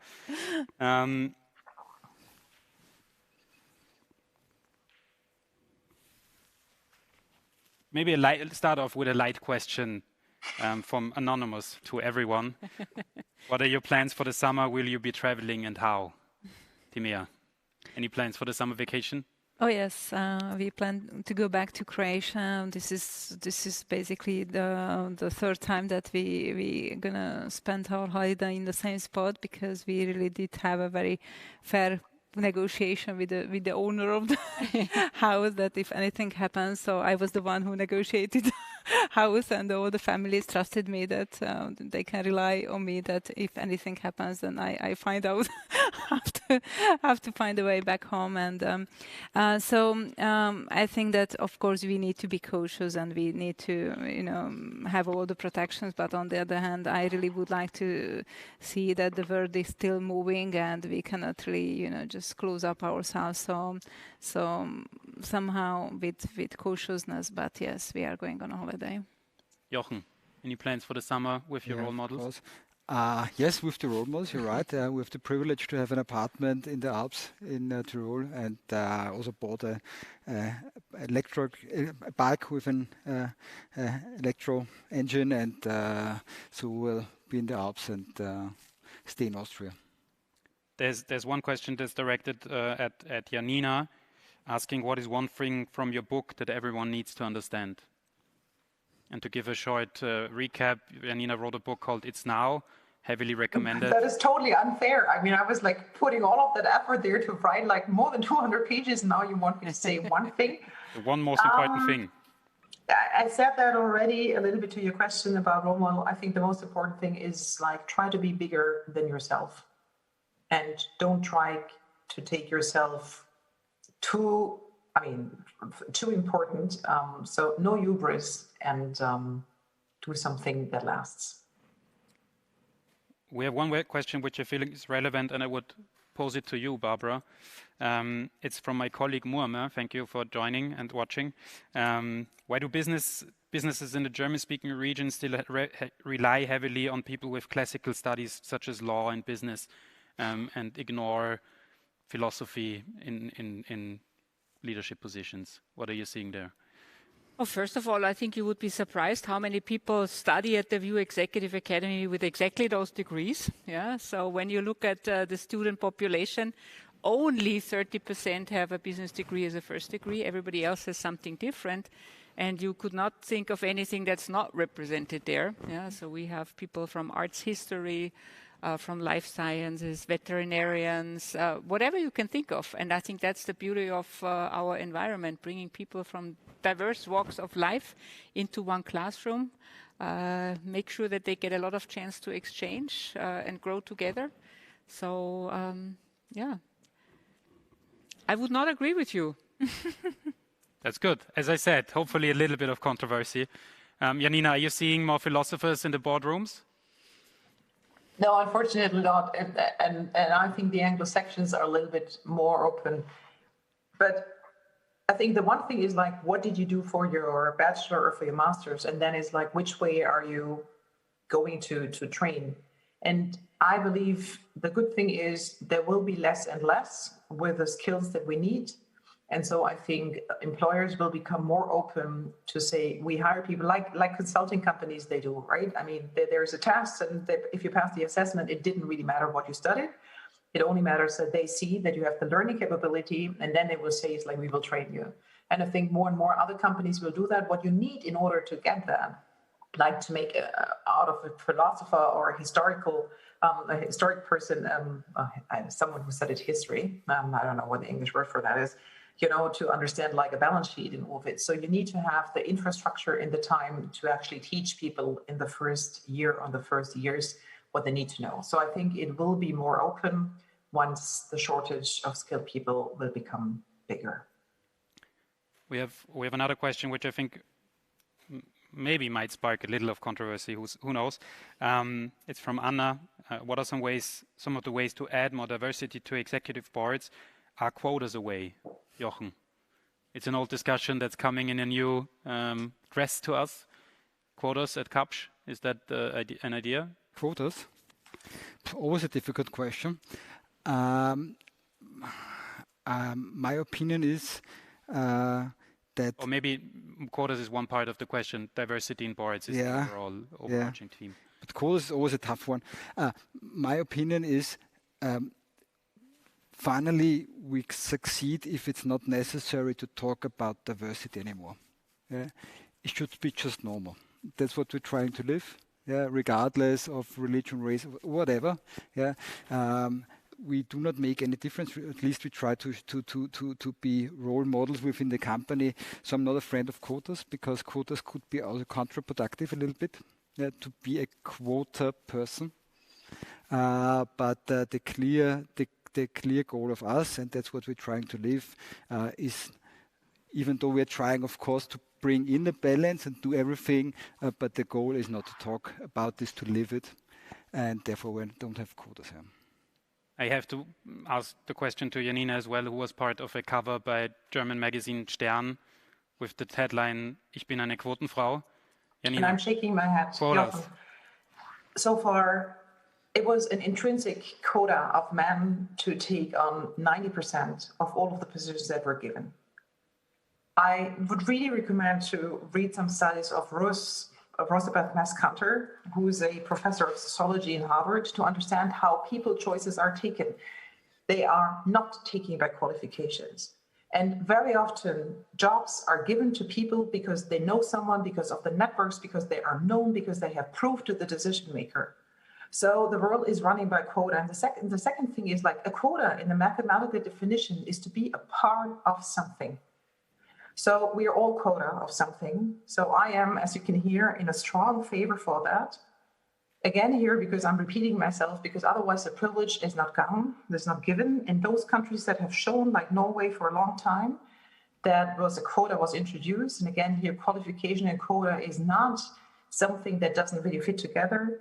No company became bankrupt. It was better. And all of the research of the last 2 decades have shown that diverse teams are better. So for me, honestly, someone who doesn't want to put it there, and because things are not moving, this is the only way why we're discussing a quota, does not want to believe in research. And then I'm only saying, well, if you would not believe in the research of some other topics either, then we would have a different discussion. So on that, I am pretty strong. And by the way, I'm also outspoken strong about it, because we are not moving. It is not only about gender quota, it's about representation of whomever we have in the society. And as I know that you're sitting in Vienna, if you look at the Vienna population, and maybe today it's a little bit different, how many people you have with different backgrounds and how few of them are represented in the Austrian top companies or in top positions of the Austrian organizations of politics and all of that. I think it shows, and by the way, Germany is no better, right? So it's not about Austria. I think it very definitely shows that it's not about qualification, it's about networks. Just to give a short comment. Sure.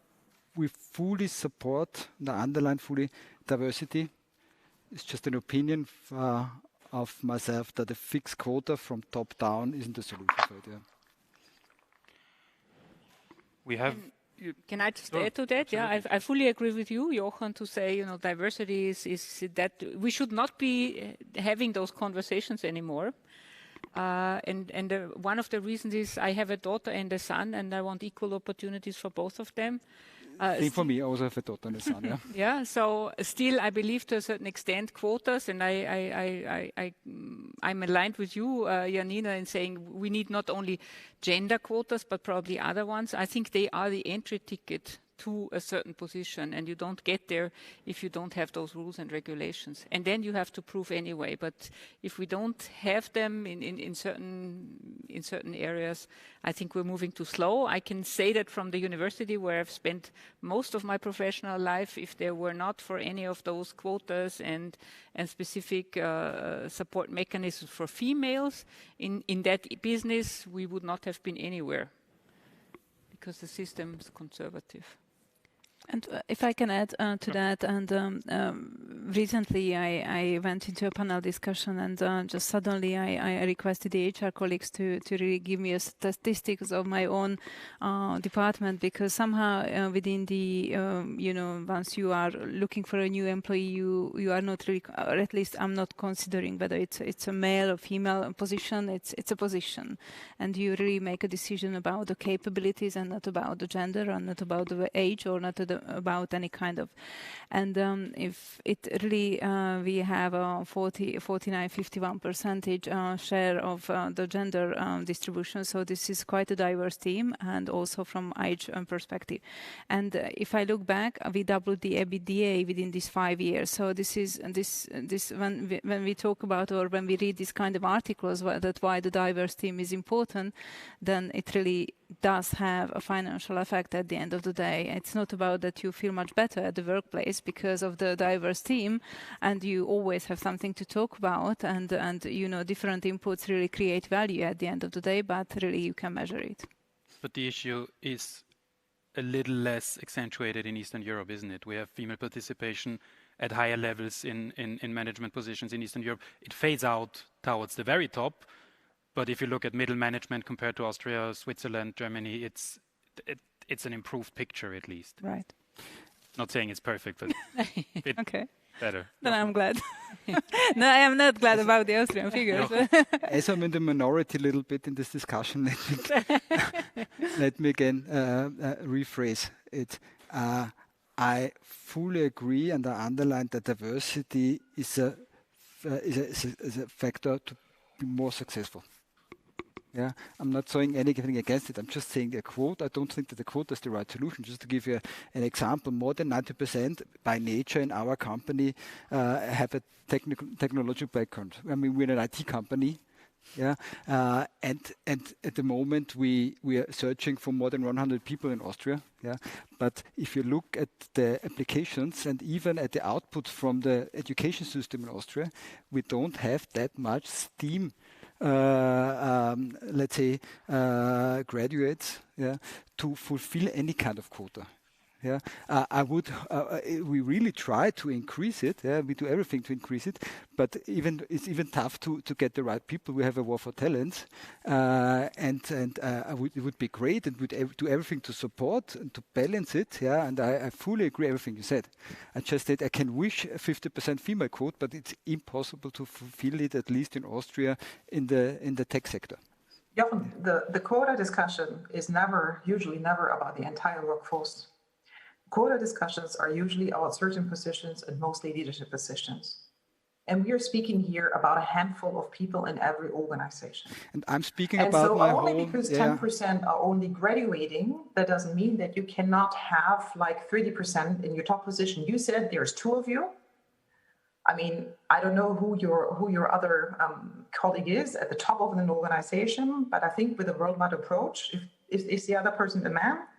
It is a man in the board and in the management team. And the only thing that I want to say is, like, if you open it up for the entire space, you would have found a woman with the technical skills that you're requiring for, or a person with a handicap or with a disability, if you had been broadening up your horizon. That's just what I want to say, because I'm a little bit, as you can see, as you can also hear, I'm a little bit tired of the discussions that not so many people are not graduating. You're absolutely right. And of course, the first thing that I would suggest is like to bring more females into the STEM education, which is much better in Eastern Europe, much better in Spain than in those traditional DACH countries. But what I really want to argue about is, like, if you go into absolute numbers and we speak about quota, we speak about single positions with a worldwide scope of running international business. And you cannot tell me that the entire world would not have been representing or finding a woman that could replace you. Because you would always find another person that could replace me. It's possible. It's only about looking into a different spectrum. And one thing, because that belief, sometimes I start the discussion with a homework, and that's maybe because of so much homeschooling that I did over the last 1.5 years. I'm always giving a homework which lasts 15 minutes, and that's the unconscious bias test on the Harvard business side. It's called implicit association test. And it measures the bias that you're having. And there has not been a single person in the world that went out there with not having a bias. And if you know that you have a bias, you also know that you're not looking at people and evaluating them with the right approach. It depends on who they are.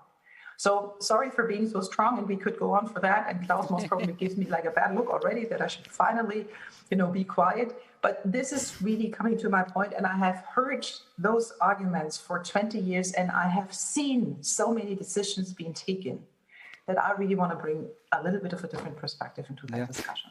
Last comment I on wish this. for controversy. Now I have to cut it off. Time restraints. Yeah, but last content on this. Very short. Very short. We have a very diverse and mixed management team. It's simple to reduce this discussion on a management level. I fully agree, even on quotas on a management level, but my point of view is on the whole organization. And concerning the whole organization, let's say there's some issues that we talked, statements and so on, but I see it more in a holistic point of view. Agree, if we just reduce it to the management and top-down point of view, it's not a contradiction, As I said, if there is the idea to continue the discussion offline, please, I'm happy to share contact details with everyone. We're at the end of a time of a full afternoon. Thank you everyone for joining. Thank you everyone for the questions. Thank you guys for your experiences and perspectives. And this is obviously not something we agreed on, but since this is not my or our event, I would like to ask you, Barbara, for the closing words of today, to the alumni who are watching, to the graduates we are celebrating today. Maybe a piece of advice to them, maybe something you want to share with them, putting you on the spot here, but that's what we do. Yeah, very simple. I would like to thank you all for joining us today for a great event. It has been a great pleasure to reconnect. I think this is what the VIEW Executive Academy is all about, connecting, reconnecting even after 10 and 15 years. And I think you have set the bar and the standard high for the ones who are coming in next year for 10 and 15 years in terms of your attendance. And I hope to see you all at some point in time in a 3D version again on campus or wherever at one of our reunions. Thank you very much for joining. And thanks to the panelists for providing the time to spend an afternoon with us. Thank you very much. Thank you for having us here. Now that we're coming to a close, we want to create a stronger tomorrow together. So to start this round of networking, please get your favorite snacks and drinks and meet us in the Zoom room. Did you know that the class with the most number of alumni present will win a boat trip on the Viennese River? The winners will be announced at happy hour.